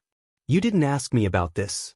Izuku didn't want to get closer to the agitated teen, but Master gestured for Izuku to take his usual seat at the foot of the bed. This put him much closer to Tamura than he was comfortable with, but he wouldn't say anything about it. Tamura, as your father and teacher, I don't need to seek your approval for every decision I make. Master seemed uncharacteristically patient as he explained it all to Tamura. Like I said, you don't have to like him. Just get along. He groaned like a petulant child. Fine. Whatever. Will he at least be useful? I don't want someone boring, useless joining us. He has a healing quirk. He'll be very useful to us, don't worry. Master's voice was even and calm as he spoke. His demeanor was enough to help Izuku relax. A healing quirk? Tamura gained a dangerous glint in his eye. A glint that Master couldn't see as he had no eyes. Izuku should not have relaxed. He slowly started to reach his hand out toward Izuku. Let's see how powerful it is then. Izuku felt Tamura's hand cradle the left side of his face. He was frozen in confusion as he felt every finger make contact with his face. He felt the fifth finger make contact. And then his world erupted in pain. Izuku wasn't sure if what he was experiencing was death or not. When he died, truly died, death had been a great ocean. A tossing, turning, churning ocean ruled by a thankless and forgotten god. There was no safe shore to climb onto for respite. There was no calm eye of the storm. The waves just crashed and smashed as nature dictated without any care for life, or well, death. This time, once the immediate pain of Tamura's touch passed into the back of his mind, a coldness settled about him. It started off gentle, like a cool breeze on a summer day. Then it spread. The cold seeped past his skin, into his muscles, ligaments, and tendons. The cold strangled his bones until all that was left inside of him was an impenetrable permafrost. Izuku never liked heat. Heat caused burns and burns could never be soothed. Every movement caused taut skin to rip and blisters to burst. The cold was different. Cold wasn't caused by the presence of something, it was caused by an emptiness. Where fire should exist, there was a void. Sure, ice could burn, but it wasn't the same as fire. When you first come into contact with ice, it'll feel relieving. Soon after, a sense of discomfort will settle into you, but it can be ignored. Pain comes soon after as skin and veins contract. After the pain? After the pain comes a beautiful numbness. A total lack of sensation takes over the body, a numbness that can remain even after the ice is taken away. Heat only causes numbness in the hottest of fires. But cold? Cold is omnipotent. Mother Nature allows for the cold to enter any house and nothing can stop it. Sure, a fire can be created to keep it at bay, but fire can only burn so bright and so long. Waiting right outside of its apparent safety is the cold. Waiting. This cold was comforting. It enveloped him from all sides, leaving him with no sensation. He was happy. And then the lights turned on. A faint flickering out of the corner of his eye appeared and wouldn't leave. He tried to ignore it, but it only grew and grew and grew. Soon it was pounding against his eyelids, demanding his attention. The only thing he could do was open his eyes. The first thing that greeted him upon opening his eyes was Dr. Garaki shining a light into his mouth, looking around. Izuku tried to pull his head back and close his mouth, which caused the old doctor to jolt in surprise. Well, welcome back to the land of the living, Dr. Garaki said as he pulled his instruments away from Izuku's face. How are you feeling? Izuku tried to answer, but his voice caught in his throat. He frowned before just waving his hand back and forth in a OSO motion. Ah yes, some of the muscles in your face and neck were damaged when Tamura touched you. There is significant scarring, but it shouldn't hinder your ability to live normally. Dr. Garaki sat in a chair beside the bed. It'll take time for you to heal fully, but not as much time as a normal human. Izuku frowned at that. He caught the doctor's attention by waving his hand. Once Dr. Garaki was looking at him, he pantomimed writing. You want something to write with? 1 second, he stood up and disappeared from Izuku's line of view. He soon returned with a notepad and an old pen. There you go. Now, what did you want to say? You said I heal faster than a normal human. Am I not a normal human? I was wondering when you would ask about that. Dr. Garaki rubbed the back of his neck. You see, bringing someone back to life after they've truly died isn't as simple as restarting their heart. What am I if I'm not a normal human? Well, it's hard to say, my boy. We brought you back to life in a similar process to what we used to make the Nomu, but something strange happened. Normally, Master and I grant every Nomu a copy of a regeneration quirk that reverses cell death. They're given the quirk long enough for them to come back, but not a moment longer. Quirks act weird if you make too many copies, Dr. Garaki explained slowly. Something went wrong, or right, depending on how you look at it. When Master tried to take the copy back, he was unable to. The quirk, despite only being in your body for a couple days at most, had already ingrained itself into your DNA perfectly. If he had taken the quirk back, he would have completely broken your genetic code. So, I'm a freak? Even by Nomu standards? No. What you are is a scientific marvel. Izuku gave him a deadpan look that one could only master after dying but really dying twice. Dr. Garaki just shook his head. It's the truth. Anyway, I need to finish giving you a checkup, make sure all of the decay is taken care of. He set about checking Izuku's face and neck, ensuring that his regeneration quirk healed everything properly. Once he was happy with what he saw, he sat back and jotted a few notes down. Well, you're as healthy as you can be for now. I know you've only just woken up, but Master wishes to speak to you. Izuku nodded. Just Master? Or will Dusty McCrusty be there? Dr. Garaki couldn't help but laugh. He tried to school his expression into a face of disappointment, but it didn't work very well. His name is Tamura and yes, he will be there. You won't need to worry about him using his quirk on you again. But you'll see. Dr. Garaki stood and helped Izuku off of the bed. This way now. The old doctor led the way out of the lab. Izuku was almost to the point of memorizing the path between the lab and Master's room, but he still got lost on occasion. He couldn't help but pause once he reached the door.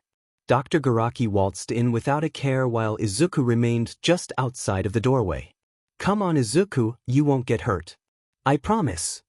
Against every instinct that told him to leave, he stepped inside and closed the door behind himself softly. He stayed firmly next to the doctor, far away from Tamura who was sitting on Master's bed, pouting like a petulant child. Ah, Izuku, I'm glad to see you up and walking around. I have something that belongs to you. From underneath his blankets, Master held out a rather impressive double-bladed dagger. A dagger that Stain had given Izuku at the end of their first lesson. Izuku gave Tamura a wide berth as he took the knife from Master. He looked down at it questioningly, not remembering when it fell out of his possession. He took his place next to Dr. Garaki once again. Tamura was uncharacteristically silent. His head was bowed slightly, but his red eyes were visible between the messy strands of his hair. A fierce anger rippled through his eyes, but he didn't act on it. He didn't move a single muscle. You seem confused, my boy. Please, ask your question. Izuku balanced the dagger carefully as he wrote out his question. Once it was written, he showed the page to Dr. Garaki so he could read it aloud to Master. Let's see here. He says, I don't remember what happened after Tamura touched my face. Why do you have my knife? Master smiled widely. Pious. It's unsurprising that you don't remember. Well, let me preface by saying that your lessons with Stain are paying off very well. Your reflexes are astounding. He took a short pause to clear his throat. I would also like to apologize for Tamura's behavior. He now knows that it is unacceptable to use his quirk against those that I bring in. Izuku paused to write. He doesn't look very sorry. What kind of punishment did he get for trying to kill me? Dr. Garaki read aloud for him. Well, he lost 2 fingers, Master said simply, as if he were talking about putting a child on timeout. But that was your work, my boy. As soon as his decay took effect, you drew your knife on instinct. Master nudged Tamura lightly with his foot. Go on, Tamura, show him your hand. Tamura glared at Master before uncrossing his arms, pulling his right hand out for all to see. His hand was wrapped in thick, precise bandaging. Where his pinky and ring finger should have been was nothing. Only the barest trace of a stump remained. If Izuku had cut off someone's fingers a year ago, he would have been disgusted with himself. He would have been horrified at the thought of hurting someone so badly, especially someone that obviously had a 5-point activation quirk. But now, Izuku knew that there were far worse things than losing a limb. So, yes, Izuku was disgusted to some extent, but the overwhelming feeling that he had was satisfaction. Tamura had almost killed him. Izuku could feel no remorse. He would feel no remorse for as long as he had a jagged, hand-shaped scar caressing the side of his face. Now, Tamura, I'm sure you have something to say to Izuku? If he had been angry before, he was absolutely seething now. He appeared to be a feral tomcat receiving its first bath ever personified. "I'm sorry for decaying your ugly butt face." He sounded as if every word burned him, spitting out each word with a deadly venom. Master tooted softly. "Is that all?" Tamura groaned loudly and hung his head back. "Master, I just apologized to the bush-headed brat. He's the one that cut off my fingers. Only after you decayed his face." He grumbled lowly under his breath. "I'm sorry for decaying your face. Can you please heal me?" Despite everything, Izuku was enjoying the moment. There is some sick satisfaction to be had in watching someone you dislike be forced to apologize to you. His lips quirked into a small, taunting smile. Izuku took his time writing out his answer, not letting the doctor see it. He had no worries about Master seeing it at all, so he went all out. "No, suffer you crusty albino turd, smiley face." To emphasize his point, he drew a picture of a middle finger. Tamura was a strange mixture of angry, confused, and amused. He said no. "No? Well, it is his decision at the end of the day," Master said. He hummed softly behind his oxygen mask. "My boy, could you at least reconsider healing him after you heal me? If my math is right, you'll be healing me in 7 days." Izuku considered for a moment before nodding. He didn't like Tamura, but it was clear to him that Master did. Master wasn't an especially affectionate man, nor was he overly kind. What he was consistent in there. He offered protection and was willing to teach Izuku what he needed to survive and thrive. For the man that had saved his life, he would consider healing Dusty McCrusty. A silence stretched between the four of them. He nodded, "Master." "Thank you, Dr. Garaki, I assumed so." The upcoming week would be interesting, that was for certain. He knew that once the week passed and Master was fully healed, everything would change. He wasn't sure if it was for better or for worse, but he knew that there was nothing he could do to stop the passage of time. "What the f happened to your face, Deku?" was the first thing Katsuki asked upon seeing Izuku again. It had been over a week since they had last seen each other. "Wow, Kaken, nice to see you too." Despite being fully healed, Izuku's voice was still rough and a bit raspy. It was hard to tell whether or not it would be permanent. "Seriously, nerd, what happened to you?" Katsuki asked as he carefully took Izuku's chin in his hand, tilting his face back and forth so he could see the full extent of the scarring. "It looks badass but painful. It actually doesn't hurt anymore. This is all just healed over scar tissue," Izuku said as he allowed himself to be manhandled. "It was a decay quirk." "What the hell? Who decayed your face?" "My master has another protege. His name is Tamura. Master introduced us and he didn't take it very well. He heard I had a healing quirk and decided to test how good it was." Katsuki frowned. "But you can't heal yourself." "Exactly. The fucker decayed my face. Apparently, I cut off 2 of his fingers before passing out." Fine, whatever. Let's just get to hanging out, alright?" Katsuki grabbed Izuku's wrist and began to pull him towards the mall. "Put your mask on, too many people around to go flaunting around." Izuku nodded and pulled a medical mask on over his nose. He pulled the hood of his hoodie up to hide his hair. Izuku almost always let Katsuki decide what they would do when they hung out. Izuku wasn't very in touch with normal society. He mostly remained among the alleyways where the pettiest of criminals to the most despicable of killers lurked. The criminal underworld was his home and had been for many weeks now. Before that, he had been locked away in a hospital with no outside connection. "What exactly are we getting from the mall?" "I need new shoes. Some dumb extra from school ruined mine with their slimy but quirk." "Did you bring money?" Katsuki asked as he looked over at his friend. Izuku nodded before pulling a simple wallet out of his hoodie pocket. "Master gave me 28,000 yen to buy anything I need or want."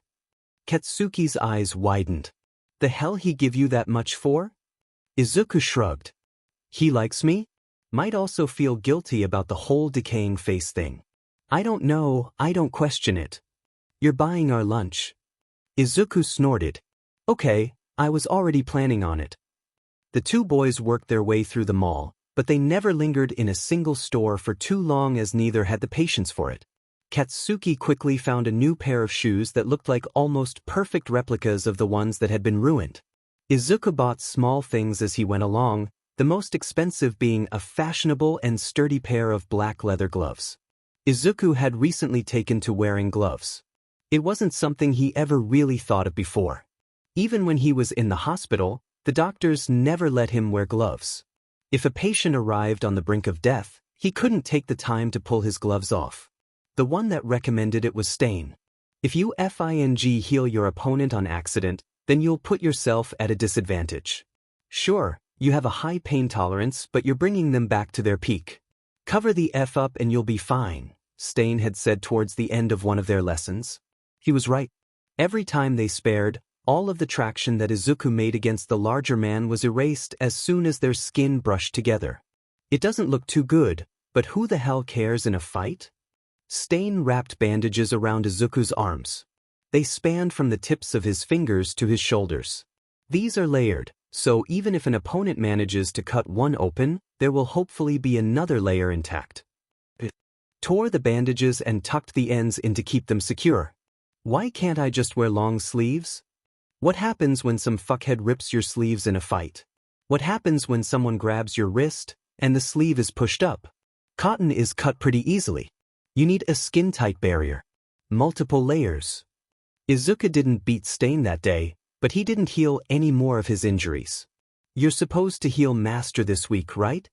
Katsuki asked over lunch. They had both left the mall to eat at a small ramen shop nearby. Izuku nodded, pausing to slurp his noodles. Yeah, he said as he wiped his mouth.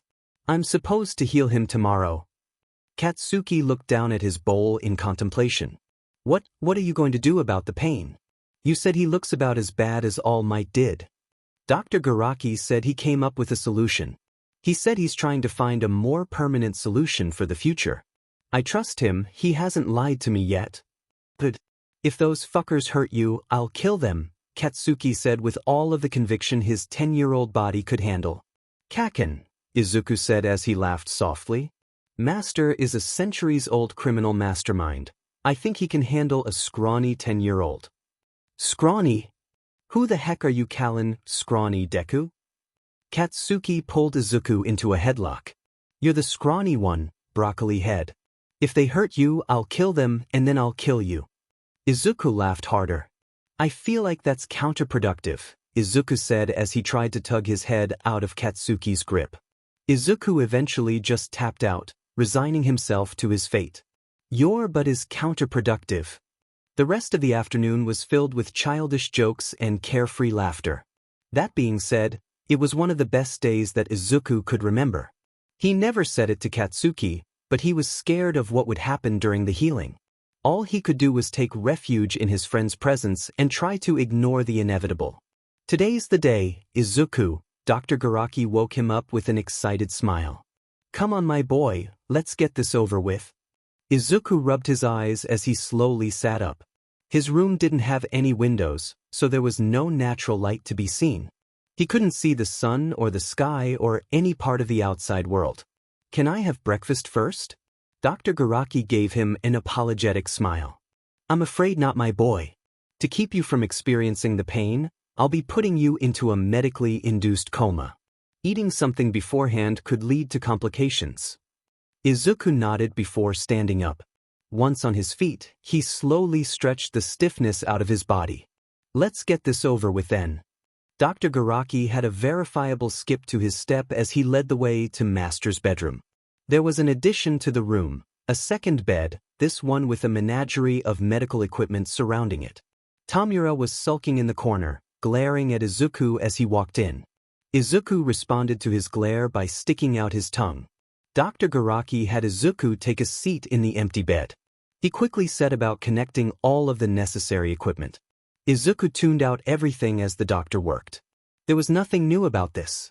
The old doctor pulled Izuku out of his thoughts by waving his hand in front of his eyes. My boy, we're ready.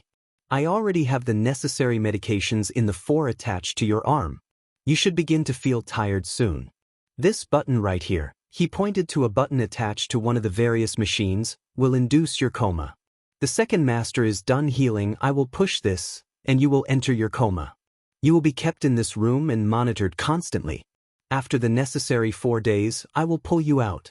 Do you understand? Izuku nodded slowly. The heart monitor he was attached to displayed his elevated heart rate. Let's get this over with. With Dr. Garaki's nod of approval, Izuku reached out towards Master. With a smile, Master connected their hands. Pain. Nothing. Come on, my boy, open your eyes.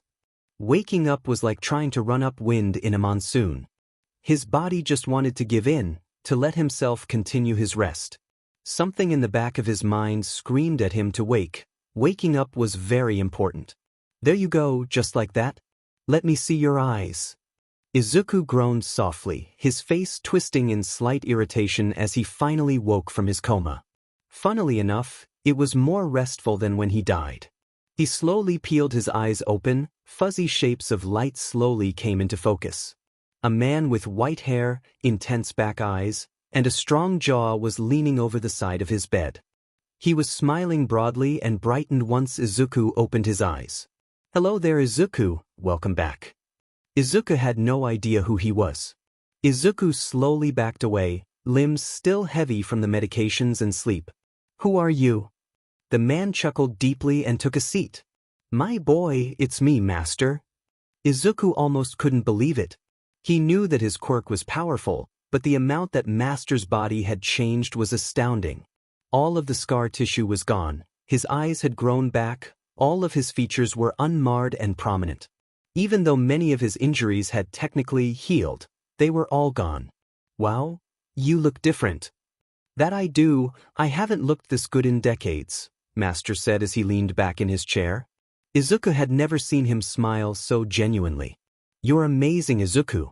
Not only did you heal me, but you've made my body feel like it did when I was 30. Izuku was learning more and more about his quirk the longer he stayed with Master. The HPSC had never questioned his limitations or the exact function of his quirk, they had simply used the tool they were given. Why question a gift? Dr. Garaki was one of the most inquisitive people Izuku had ever met. Checkups were filled with tests and scans and questions. Every part of his anatomy was studied with the utmost care to figure out exactly what made him tick. For example, Izuku's quirk made the number of stem cells in someone skyrocket despite only brief contact. It wasn't the only mechanism for his healing, but it was an interesting aspect. Dr. Garaki swore he would figure everything out about his quirk if it was the last thing he did. Izuku didn't doubt him. Thank you for healing me, my boy. Nothing I can do will ever show my gratitude properly. Izuku nodded. Just fulfilling my promise. He bit the inside of his cheek, contemplating his next question. What exactly is going to happen with me now?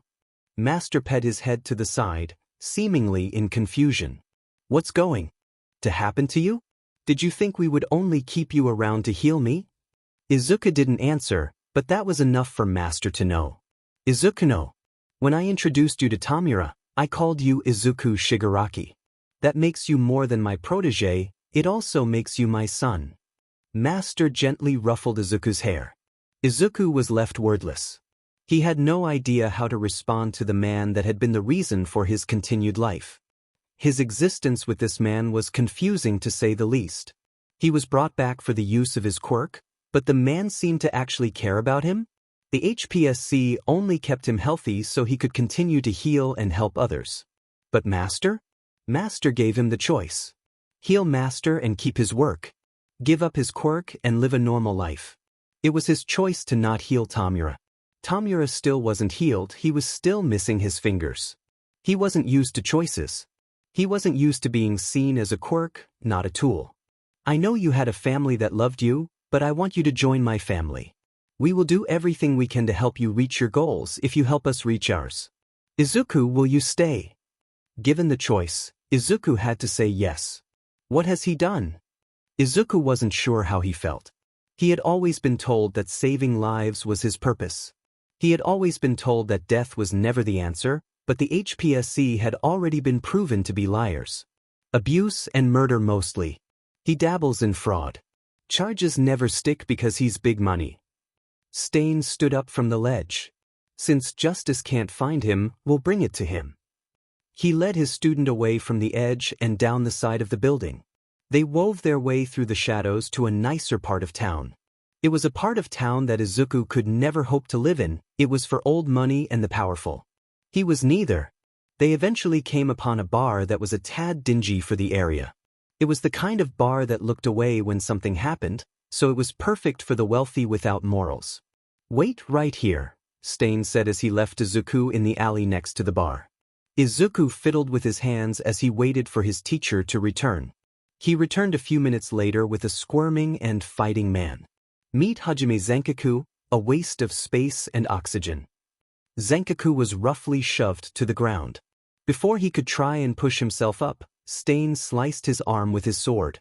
He pulled the blade up to his lips and slowly licked up the metallic blood. Zenkaku froze. "What the hell did you do to me? Who are you?" Zenkaku's neck strained as he tried and failed to move. Stain smirked, his teeth bloody. "I'm Hero Killer, Stain. Despite the name, I kill more than just heroes. I also kill disgusting beasts such as yourself." He rested the tip of his sword under Zenkaku's chin. "My student will be the one dealing with you tonight." Izuku froze.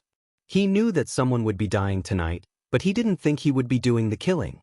He had come to terms with death a long time ago, but being the hand behind it was different. "Okay." Izuku took the knife that Stain held out to him. "You're making a kid kill me?" Izuku was glad that Zenkaku wasn't able to see his face behind the mask. Stain didn't bother answering. "You have about 5 minutes until my quirk wears off. Use your time well." He stepped back and leaned against the wall. He clearly had faith in Izuku to do what was necessary. Izuku glanced back at his mentor before stepping forward with his knife. It felt awkward and cold in his hands despite handling it for hours on end. He could do this, surely he could do this. The man laying before him was despicable. He had hurt so many people. This man hurt people how the HPSC hurt Izuku. He needed to be stopped. Izuku pressed the knife against Zenkaku's neck and froze. His body was suddenly filled with ice that crept into his bones and weighed down every movement he made. Stain had used his quirk on him several times. It wasn't dissimilar to this. Zenkaku could sense his hesitation. "Hey kid, you don't want to kill me, do you? You can never go back from killing someone. Do yourself a favor and run away. I won't even tell the police what you almost did." A bead of sweat ran down his face. Izuku pressed the tip of the knife in enough to draw a thin trickle of blood. "Shut up." He could do this. He could kill this monster. Killing was easy. Izuku knew human anatomy intimately from his stay in the hospital. He knew exactly where each organ, vein, and bone lay. Healing so many heroes meant that he felt pain from each part of the body at least once. Punctured lungs, compound femur fractures, lacerated liver. Each injury allowed him to create a map from his pain. To kill Zenkaku, all he would need to do is slide the knife in, just off-center. Cutting the carotid artery and jugular vein would be so simple. So simple, and yet he couldn't do it. The only blood that he spilled from the man was an insignificant trickle. Izuku knew it would only sting at best. He was more likely to die from infection than blood loss. "Can't do it? Not surprised, you seem like a kid with morals. Run along and take your crazy teacher with you. I won't even come after you." The relief on Zenkaku's face was clear. His finger began to twitch. Stain's quirk was wearing off. Izuku didn't believe the man for a second. There was only one truth about all humans, and that was they all lie. This man was easily twice Izuku's size. If they fought, there would be no match. Zenkaku wasn't just a random citizen, he was a murderer. He didn't get onto Stain's list for nothing. His life depended on being able to kill this man. He just had to plunge the knife in. It was so simple, and yet, he couldn't do it. Zenkaku kicked his legs out towards Izuku. Caught off guard, Izuku fell to the ground hard. He was winded and could only watch as Zenkaku slowly rose to his feet. "Shoulda run when I gave you the chance, kid." He picked up the knife that Izuku had dropped, the one that had been balanced at his neck. "Pretty nice knife. I usually don't kill kids, but you gotta do what you gotta do." Zenkaku raised his arm, but never brought it down. Stain's sword cut through his neck from behind. A spray of blood covered Izuku as the decapitated head fell and rolled to the side. You're lucky I decided to come back and check on you. I should have let him kill you, teach you a real lesson. Master and his doc could easily bring you back. Stain looked down at his masked student. What do you have to say for yourself? Izuku didn't say anything. He scrambled to his feet, tripping over himself.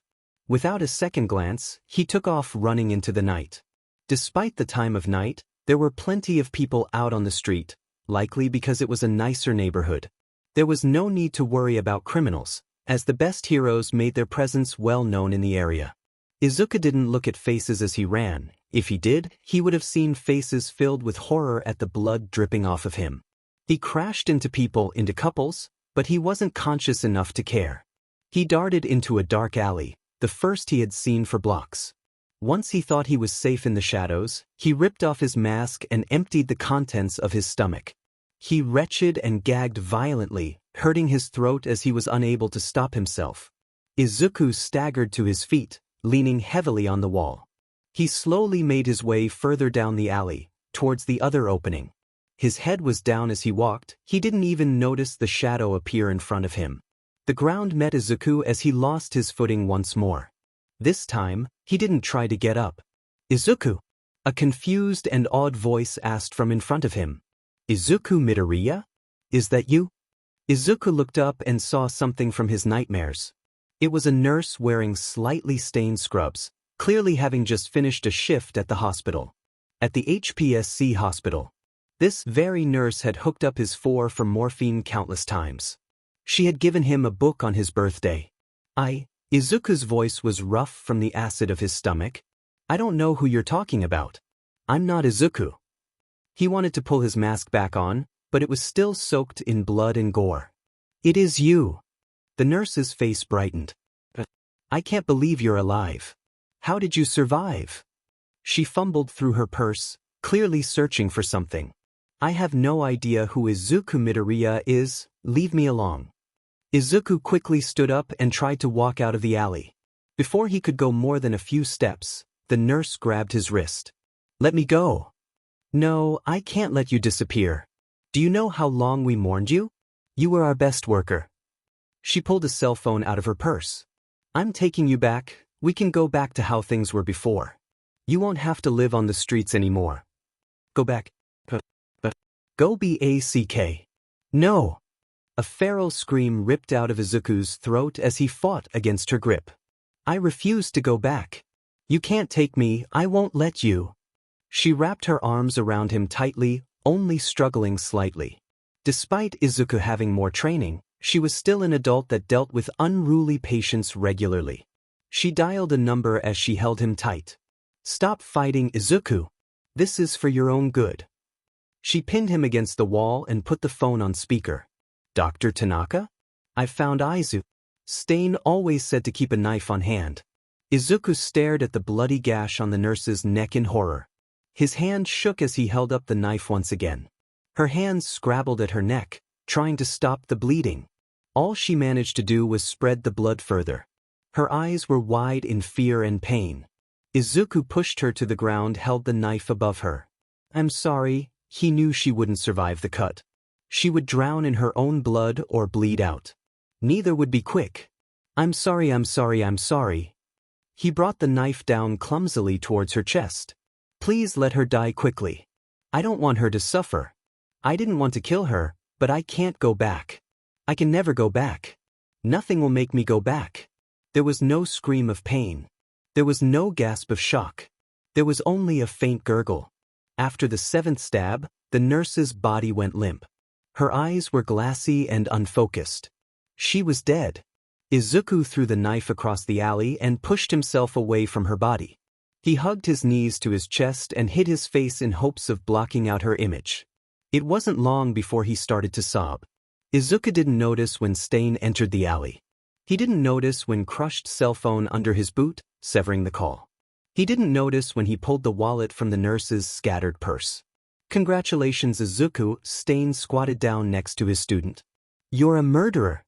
Izuku, Dr. Garaki looked up from his clipboard during his most recent checkup. There's one last test I want to run today. Izuku was more than happy to perform his tests. Every test revealed some new depth to his quirk, something interesting. Besides, the tests didn't hurt any more than someone healing normal injuries, nothing like all might or master. His curiosity far outweighed his dislike for the discomfort. Of course, what is it?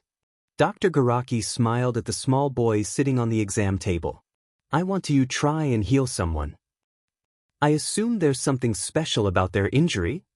He nodded. You would be correct. He was our first attempt at a sentient Nomu. He was a success, but he wasn't exactly stable. Because of his instability, we had to lock away many of his higher function. I think that your quirk will be able to properly fix the glitches. Izuku nodded. All right, it doesn't hurt to try? Kurogyri? The doctor asked and turned to a door Izuku had never used before. A man made almost purely of a purple and black mist appeared. The only discernible feature were two yellow glowing eyes. He remained silent as he walked over. This is Kurogyri, formerly known as Oboro Shirakumo. Hopefully, you'll be able to integrate all of his different parts properly. Izuku stood from the examination table at the doctor's prompting. Kurogyri took a seat, still silent. Izuku slowly pulled his glove off of his hand and glanced between the Nomu and the doctor. Go on. What if he just reverts back to who he was before? Then we'll know that you can revert Nomus back, but I don't think that'll happen. Just give it a try. Izuku nodded and slowly reached out. He touched where he believed Kurogyri's cheek to be. It was strange. There was no pain that rushed into his body, as there was no true injury to heal. Kurogyri wasn't broken, he was just a puzzle that wasn't put together correctly. Izuku and the doctor watched as Kurogyri was rearranged, put back together correctly. His features began to stabilize. No longer was his head a shapeless and shifting cloud, it was now solid skin and bone. His eyes were still a sharp glowing yellow, but they were no longer streaks, they had true shape with irises and pupils. His hair was most reminiscent of the purple haze he had originally been. His hair seemed to shift between defined strands and purple clouds, seemingly at random. His face twisted into a naturally mischievous grin. Hey Doc. Dr. Garaki smiled broadly. Welcome, Oboro Kurogyri. It's been 4 FNG years. I want answers. The HPSC president slammed a large case file down onto the meeting room table. She stood up abruptly and stalked around the table, looking at everyone sitting before her. It has been 4 years and I have yet to see any solid lead as to where Izuku Midoriya is. I'm sorry ma'am, it's just, he doesn't have a solid trail. A solid trail? He's supposed to be dead. I don't care what you have to do. Find him. Before he kills any more of our agents. She opened the file and spread out an array of pictures for everyone to see. Corpses. This is what will continue to happen if we don't bring him in. In the past 4 years he has killed 21 of our own. Silence. We'll double our efforts. Would it help to bring attention to the public? And tell them what? That a child died, was brought back to life, and is now targeting the very commission that oversees their protectors? I think not. We'll keep this quiet and to ourselves. Am I understood? Yes, ma'am, we'll give you any updates that we find. Good. You're all dismissed. Katsuki stalked forward, taking in all of the other hopeful students surrounding him. He wasn't worried in the slightest, not at all. He already knew that he had aced the written exam, he had been the top of his class and Izuku made sure to quiz him on anything and everything that could possibly show up on the exam. It was now time for the practical, and he still wasn't nervous at all. His best friend was a villain, he knew how to hold his own in a fight. Besides, he would be fighting against robots. All it took was a quick and fairly weak blast, and they would be indisposed. As soon as the signal was given, he took off like an untethered bull. He sped himself up with small blasts aimed behind him. Despite what many would assume, he did take care to make sure that he didn't hit anyone that was behind him. He wanted to be a hero for heaven's sake, of course he wouldn't purposely hurt someone that didn't deserve it. He didn't have to look behind him to know that he was pulling ahead. Before the first person could enter the area, he had already taken out 3 robots. He didn't pay attention to their points, there was no need. If there was one thing he was good at, it was causing destruction. "Hey, that was my robot," an annoyed voice called out. He turned to them and smirked. "Should have been faster then." Without a second glance, he blasted off and decapitated a robot on his way. If Izuku had been here for the practical, he would have had a blast. Sure, he may not have a physical quirk that could help him, but he was a killer and overeager person with a dream. He would have spent his time split between carving the robots up with his knives and muttering about how they functioned. Each wire he cut would have been accompanied by a comment on how their build was faulty. Katsuki knew Izuku well. Knowing him well meant that he knew how important it was that he attend Yue. Not just for his own future, but for Izuku's hopes for revenge. He took a deep breath in, held it, and released. Out of plumes of dust and smoke, a humongous robot arose. If it stepped incorrectly, even once, it could have killed 5 people. Easily. Despite the size difference, Katsuki still wasn't scared. He wasn't scared in the slightest.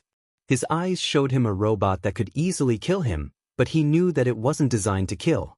There would be programming in it that would fall short of his death. He was in no true danger. At least, no danger that Recovery Girl wouldn't be able to fix. His eyes showed him danger, but his head knew that it was nothing. He knew he should just run.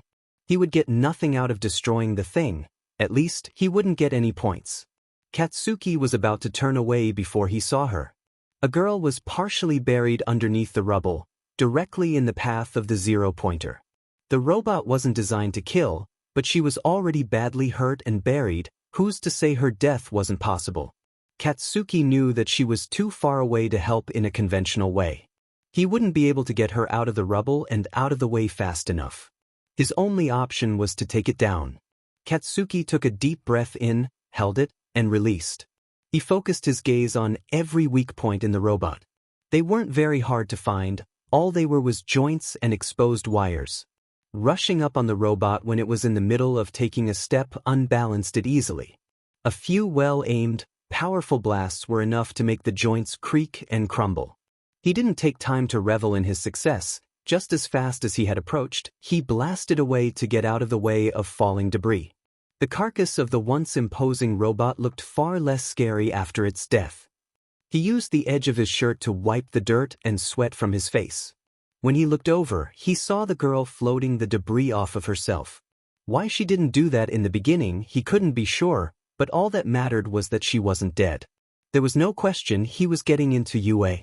"I swear to the god Tomu, if you don't stop planting the wheat in my pumpkin patch, I will cut off your fingers again," Izuku said in annoyance as he steered his character to his hoe on the ground. "I'm trying to get us a giant pumpkin and I can't do that if you keep messing up my layout." Tamura snickered and proceeded to plant wheat everywhere Izuku had just used the hoe. "Stop hoeing where I want to plant my wheat then. Why are you even on the farm? You always just F off in the mines to fight slimes and monsters. I do what I want, I don't let past actions define me.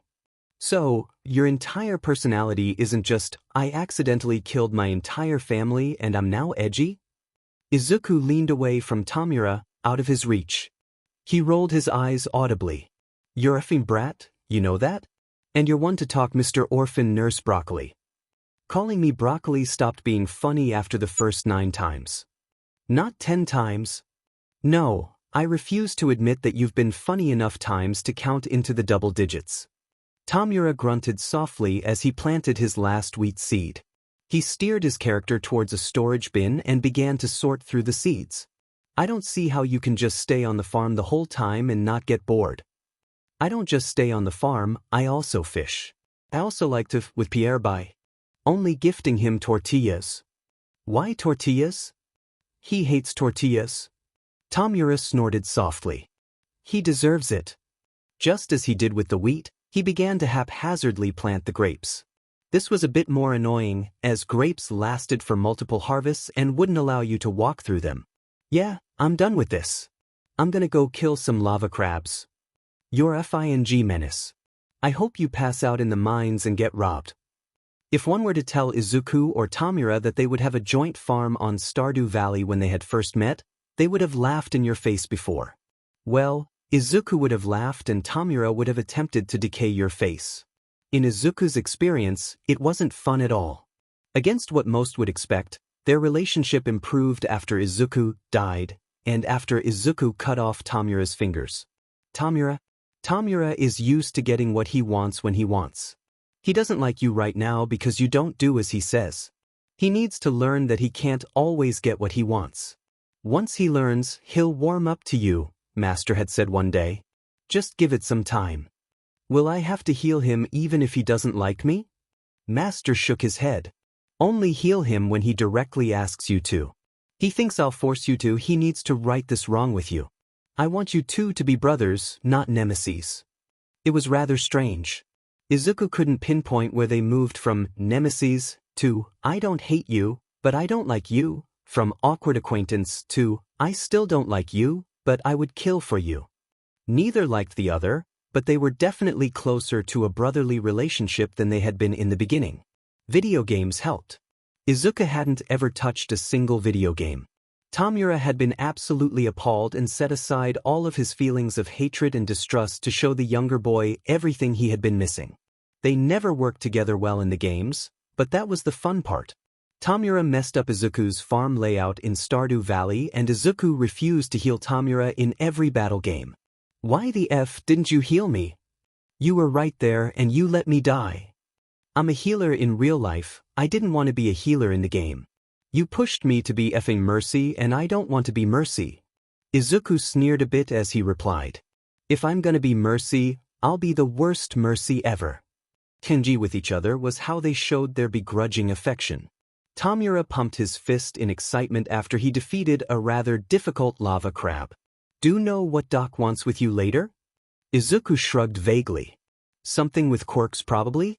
Him and Master, and intrigued by how the Regan quirk incorporated itself into my DNA.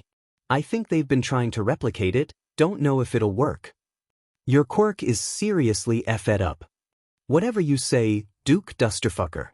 I really hate you. I know, the feeling is mutual. A light flashed, accompanied by the faint click of a camera. It was dark out and everything in the alley was bathed in shadow. It was nearly impossible to see anything without the use of a flashlight. It was merciful that they couldn't see. Another one? The agent nodded solemnly before packing his camera away. That makes it 22. Is there any hint as to what his motive is? Why would a kid start killing the people that helped him? The body was loaded up into an unmarked van. All of the evidence from the crime scene was packed up before the blood was washed away. There would be no sign that anything ever happened. Hell if I know. He's supposed to be dead. My best guess? It's not really him. Someone's just using his identity to mess with us. Play with our heads. He ran his fingers through his hair. The only thing we have linking him to these kills is that phone call. The doctor recognized his voice, clear as day. Well, there's nothing we can really do until we find him, is there? He shook his head tiredly. No. Just look for evidence and hints and hope that he doesn't come after you next. How do you think you did? Izuku asked as he sipped his tea. He was at his normal, weekly hangout with Katsuki. They were in the back corner of their favorite cafe, hidden enough where Izuku wasn't scared of his face being seen, not that there were many people alive that could recognize him. But as always, better safe than sorry. Katsuki scoffed. Is that even a question? I took FING first. Izuku smiled in a teasing, condescending way. Now Katsuki. You won't know that you passed until you get your letter. Izuku watched as his eye twitched. Don't call me that, you motherfucker. I thought you didn't like the nickname, Kaken? Izuku pet his head to the side. Messing with Katsuki was one of his favorite pastimes, directly after messing with Tamura. I don't like it, but it's better than being called Katsuki. Only the old hag calls me that. Katsuki took an angry sip of coffee. Izuku wasn't sure how he was able to sip his coffee angrily, but he did. It truly was a marvel of modern society. Just call me that baby butt nickname. Okay, Kaken. Izuku smiled saccharinely sweet. But really, how did the exam go? He considered the question for a few seconds before shrugging. It went fine? It wasn't that hard. I knew everything on the written portion except for 2 questions related to pre-quirk history. The practical was a fing joke. I easily got enough points to pass within the first 2 minutes. Everyone else, there was a complete joke. Izuku nodded at his friend's answer. He was quite used to his antics and way of speech, so he was able to easily decipher what exactly had happened. Was there anyone there interesting? Not really. There was this one kid with red hair and shark teeth. He seemed pretty alright.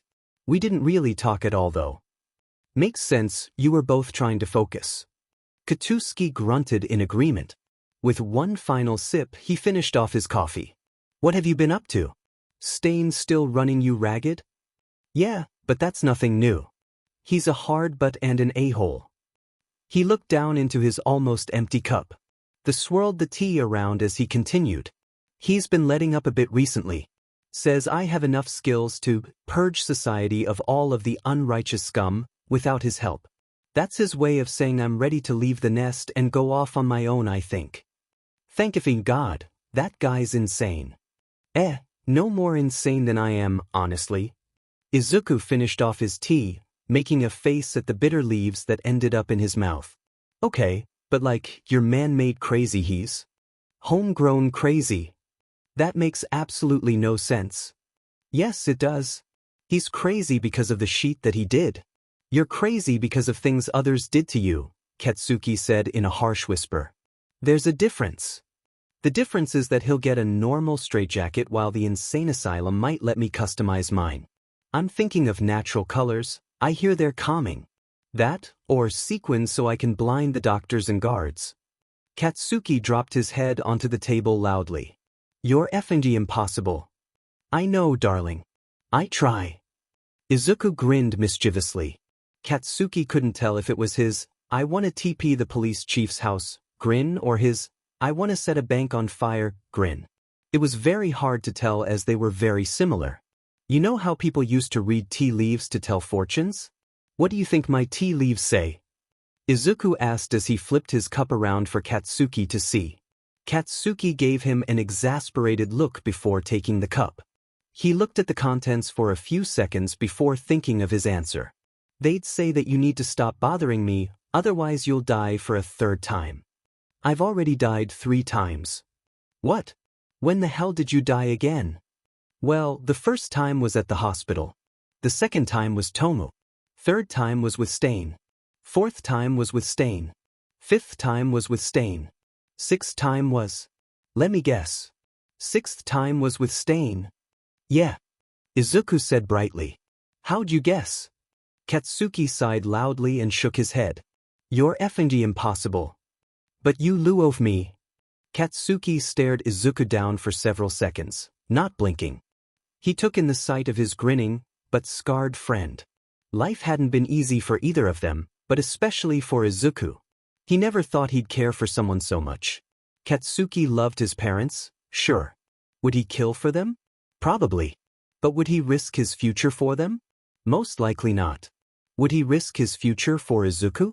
For the slim chance that the boy could get revenge and have some semblance of stability and safety? You wish. Yes, without question.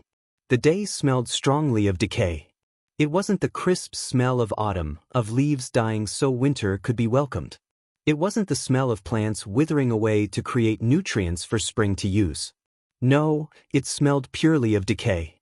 Rotting garbage, of which some might have once been flesh. It was a pungent aroma that refused to leave Izuku's nose no matter how hard he tried. He might have had freedom as a villain, but that freedom came with being confined to the shadows. Gross. Izuku made a face as he wiped his bloody knife off on his victim. The sight of gore had long since stopped disgusting him. After all, it was a part of life. After sheathing his knife, he stood and brushed his knees off. He looked up at the sky and was met by the smog-smudged moon. He made a face as the euphoria of ending a life faded. The scent of his back alley oasis crept back in. Double gross. If he hadn't already been wearing a mask, he would have pinched his nose. Izuku was starting to understand why Stain was tentative to have Izuku heal him. If he was healed, then he would be forced to smell the disgusting alleys that he spent most of his time in. He wasn't one to be surprised often, at least, not by the arrival of someone. Stain had drilled it into him to always be aware. The one person he still was unable to track, despite how hard he tried, was Oboro Kurogiri. A warping quirk will do that, even the most attentive people can't hope to predict that. Izu, Oboro peeked his head through one of his misty portals. Come on, Master wants to talk to you. Izuku jumped at the Oboro's sudden appearance. I'm gonna get you a bell. He grinned, a bit cheekily. That would only do so much, I would still appear at random. Ever since Oboro's stabilization, his relationship with Izuku grew. His previous existence as the Nomu Kurogiri hadn't allowed for him to truly think, to truly connect. There had been small wisps of his past and personality, but nothing as loud or powerful as the boy from before his death. Oboro wasn't sure how long it had been since his death, but he was sure that his physical age didn't transfer over. That being said, he looked to be in his lower 20s. He had wanted to be a hero in his past life, but that dream had long since disappeared. It had been crushed just like how he had been. But that was the past, far too painful to dwell on. All he could do was move forward and help those that gave him a second chance. Anyway, come on kid, Oboro said as he held out a hand. Also, you might want to shower before meeting with Master. Izuku took his hand. Yeah, I will, Mum. Together, they stepped through the cloudy portal. It was only Katsuki's first day in class, but he was already close to killing his classmate. Which was a new record for him. It usually took the extras a few days to get on his nerves enough. Glasses, Tenya Ida, was a certifiable pain in the butt. The kid came from old money, that much was clear with how out of touch he was with modern society. Izuku would have had fun messing with him. Shut the F up Glasses, I don't care. Quit wasting your breath, Katsuki sneered. A few of the others already in the classroom giggled behind their hands. Ida whipped around to find who was laughing but came up empty-handed. Such vulgar language is not allowed in these hallowed halls. You need to fix yourself before I report you to our teacher. The door crashed against the frame as it was slid open. Please don't. I don't care if you swear in class, just don't talk about anything illegal. The man walking in looked as if death had warmed over. Multiple times. And then refrozen over. Multiple times. Take your seats and shut up. Everyone scrambled to take their seats. Everyone could only assume that this rugged man was their homeroom teacher even though he looked like he belonged to the streets. I'm Shoyuta Aizawa, also known as the Erasure Hero, Eraserhead. With me, you will learn everything it takes to become a hero and survive in this society. If you even trip, I will not hesitate to expel you, am I understood? All things considered, Katsuki was a bit disappointed by the others in his class. Their desires to be heroes were shallow and seemed to be clouded by the beauty of stardom. They didn't know the darker sides, either because they were ignorant or they ignored anything that would sully the perfect picture they had painted. It was clear that their teacher, Mr. Aizawa, was well versed in the darkened, gritty side of heroics as he was an underground hero. Someone doesn't get eyes as dead as his without seeing the horrors of humanity. But someone like Ida? He simply wanted to be a hero to fulfill his family legacy. Sure, there may have been a secondary desire to make the world a better place, but he was far too straight-laced to make any real changes. He wasn't willing to get his hands dirty to get the necessary change. But Katsuki? Katsuki's hands were stained since the moment he found his dead friend standing over his own grave. All Katsuki could do was wonder how long his classmates would long. It would definitely be interesting to see if there were any expulsions as Mr. Aizawa had mentioned. It would definitely make the extras consider their place here at UA. The rest of the day passed in an indistinct blur, filled with fitness testing and whining classmates. Naturally, he placed first. It wasn't anything surprising to him, but Ida seemed rather riled up at the fact that such a vulgar and disrespectful person is the top of the class. He tried to keep his mind open to the others. He had to. Master had revealed to him after he was accepted into UA that there was another spy in the school. He wasn't given a name, age, or class track. Think of it as a challenge, my dear Katsuki. If you're able to find them, you'll be able to hold it over Izuku's head. Even he doesn't know who it is. All he hoped was that it wasn't that stupid grape fucker, the one that was obsessed with impressing girls. Or Glasses. If it was either of them, Katsuki might have to rethink the whole being a spy for a villain thing. And normally, he wasn't a big person for socializing, but finding the other spy or even managing to turn a few other students could be helpful. But that was a worry for tomorrow. For today he would only worry about getting used to this new school. A small body was thrown back effortlessly. It skidded across the rough ground before coming to rest near a brick wall. "Really, Izuku, I had hoped for better," Master said from across the alley. "You've been training with Stain for how long and you still can't land a hit on me? Still can't evade me?" Izuku groaned softly as he tried to push himself up. The boy was feeling the pain of both his own injuries and whatever Master accrued over time. "You really need to keep your guard up. The second someone touches your bare skin, you've already lost." Master waved his hand and Izuku was suddenly on his feet again. "You're not proving to me that you're ready to help Tamura. Maybe he's right, you should stay on the sidelines. Just be our healer." Izuku's head whipped up, his face twisted in a myriad of emotions, the most prominent being determination and anger. "I will not stay on the sidelines. I refuse to heal anyone if you hold me back. Then prove that you're strong enough to not be taken out." Izuku was just a child fighting against a timeless god. Whilst he was skilled in combat compared to the average citizen, even the average vigilante, he still had no chance against a man that had brought the Japanese underground to its knees multiple times over. And yet, Izuku persisted. The fight was far from fair, but it was feral all the same. Blood flew, most of which was the young healer's. Every single mark that Izuku left on the older man disappeared as soon as he brushed his protégé's skin. He was used to feeling invisible pain, was used to going about his day, but every adds up. It had been ages since he had to endure such a magnitude, he was starting to grow too comfortable. What do I need to do?" Master looked down at the small boy who was leaning heavily against the wall. His lips were bloody, bruises blooming across his face. His body shook ever so slightly with exertion. "What you need is an upgrade." Izuku's breath caught in his throat. "Tamura has the privilege of destroying everything he touches. But you are destroyed if you're touched." "I'm not destroyed." "Then you're able to function normally while taking on all of my injuries?" "Pain destroys you. This is nothing new, it's why you died the first time. You were unable to handle the pain and overdosed in an attempt to find a solution." Master knelt next to his ward. He pulled a pair of fine leather gloves on before helping the small boy his bandages back on. "These bandages are like trying to repair a broken swing with duct tape. It'll work in the moment, but everything will fall apart eventually."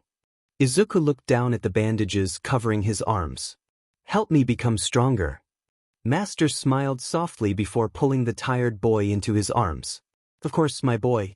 That's what I'm here for." Taking care, he lifted Izuku up. "But for now, get some rest. I have much to get ready for you. You're not strong enough with just your quirk, we both know this after yesterday." After a night of rest, Master had come to Izuku's room. The boy was sitting in his bed while his pseudo-father sat in a chair next to him. Izuku's face and body was covered in bruises, adding to the invisible pain he always felt. "Because of that, I have a few quirks I wish to pass on to you." You're giving me more quirks? Isn't the regenerative one enough?" Izuku wasn't sure how to feel. He was excited at the thought of gaining more power that could help him achieve his goal, but he was being given the power to cover for his inadequacy. No matter how you paint the picture, your quirk isn't meant for combat. It actively works against you to help others. "This is no fault of your own," Master said as he pulled out a folder. "In here are the quirks I plan to give you. If you agree, I will give them to you now so we can begin practicing with them. Hopefully, you'll then be ready for the upcoming mission." Izuku took the folder with unsure hands. He opened it and began to read. "Leap. Users of this quirk are able to horizontally leap distances up to 10x their height. Users of this quirk are also able to vertically jump distances up to 5x their height. Distance decreases with increased use. Drawbacks include sore muscles and high risk of ankle injuries. There is no physical indication for when the quirk is in use. I'm not touching you. Users of this quirk are able to create a weak force field around themselves. This force field will help prevent 3 selected items from touching the user. This field does not work on humans or animals. As a selected item starts to approach the user, it will slow down until eventually stopping. There is no physical indication for when the quirk is in use. Blood oath, if the user of this quirk is able to mix their own blood with another's, all pain and emotions are evenly split between the two for up to an hour. During this time, the 2 oath holders will be compelled to protect the other. At this time, it is uncertain whether the protective nature arises due to fear of pain or if it is caused by linked emotions. Only one oath can be active at any time. It cannot be broken prematurely by either party. Drawbacks include possibility of transmission of disease and a feeling of emptiness once the oath ends. The 2 oath holders are marked by a red sigil on the back of both hands. Do you agree to taking on these quirks? Izuku glanced between his mentor and the folder. Despite everything, Master had never steered him wrong before. He knew he could trust the man.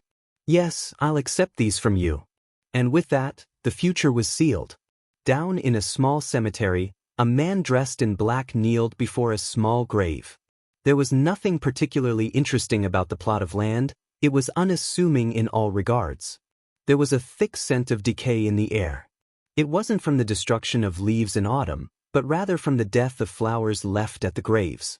The man wearing black carefully pulled out a wilted and decaying bouquet away from the boy's grave that he was visiting. He carefully rearranged a fresh bunch of flowers, taking care to make sure the grave was properly decorated. The man in black pushed his hair out of his face, before wiping his eyes. I'm sorry I couldn't do anything for you. I know you wouldn't want me to live with regrets, but it's all I can do at this point. Sad, isn't it?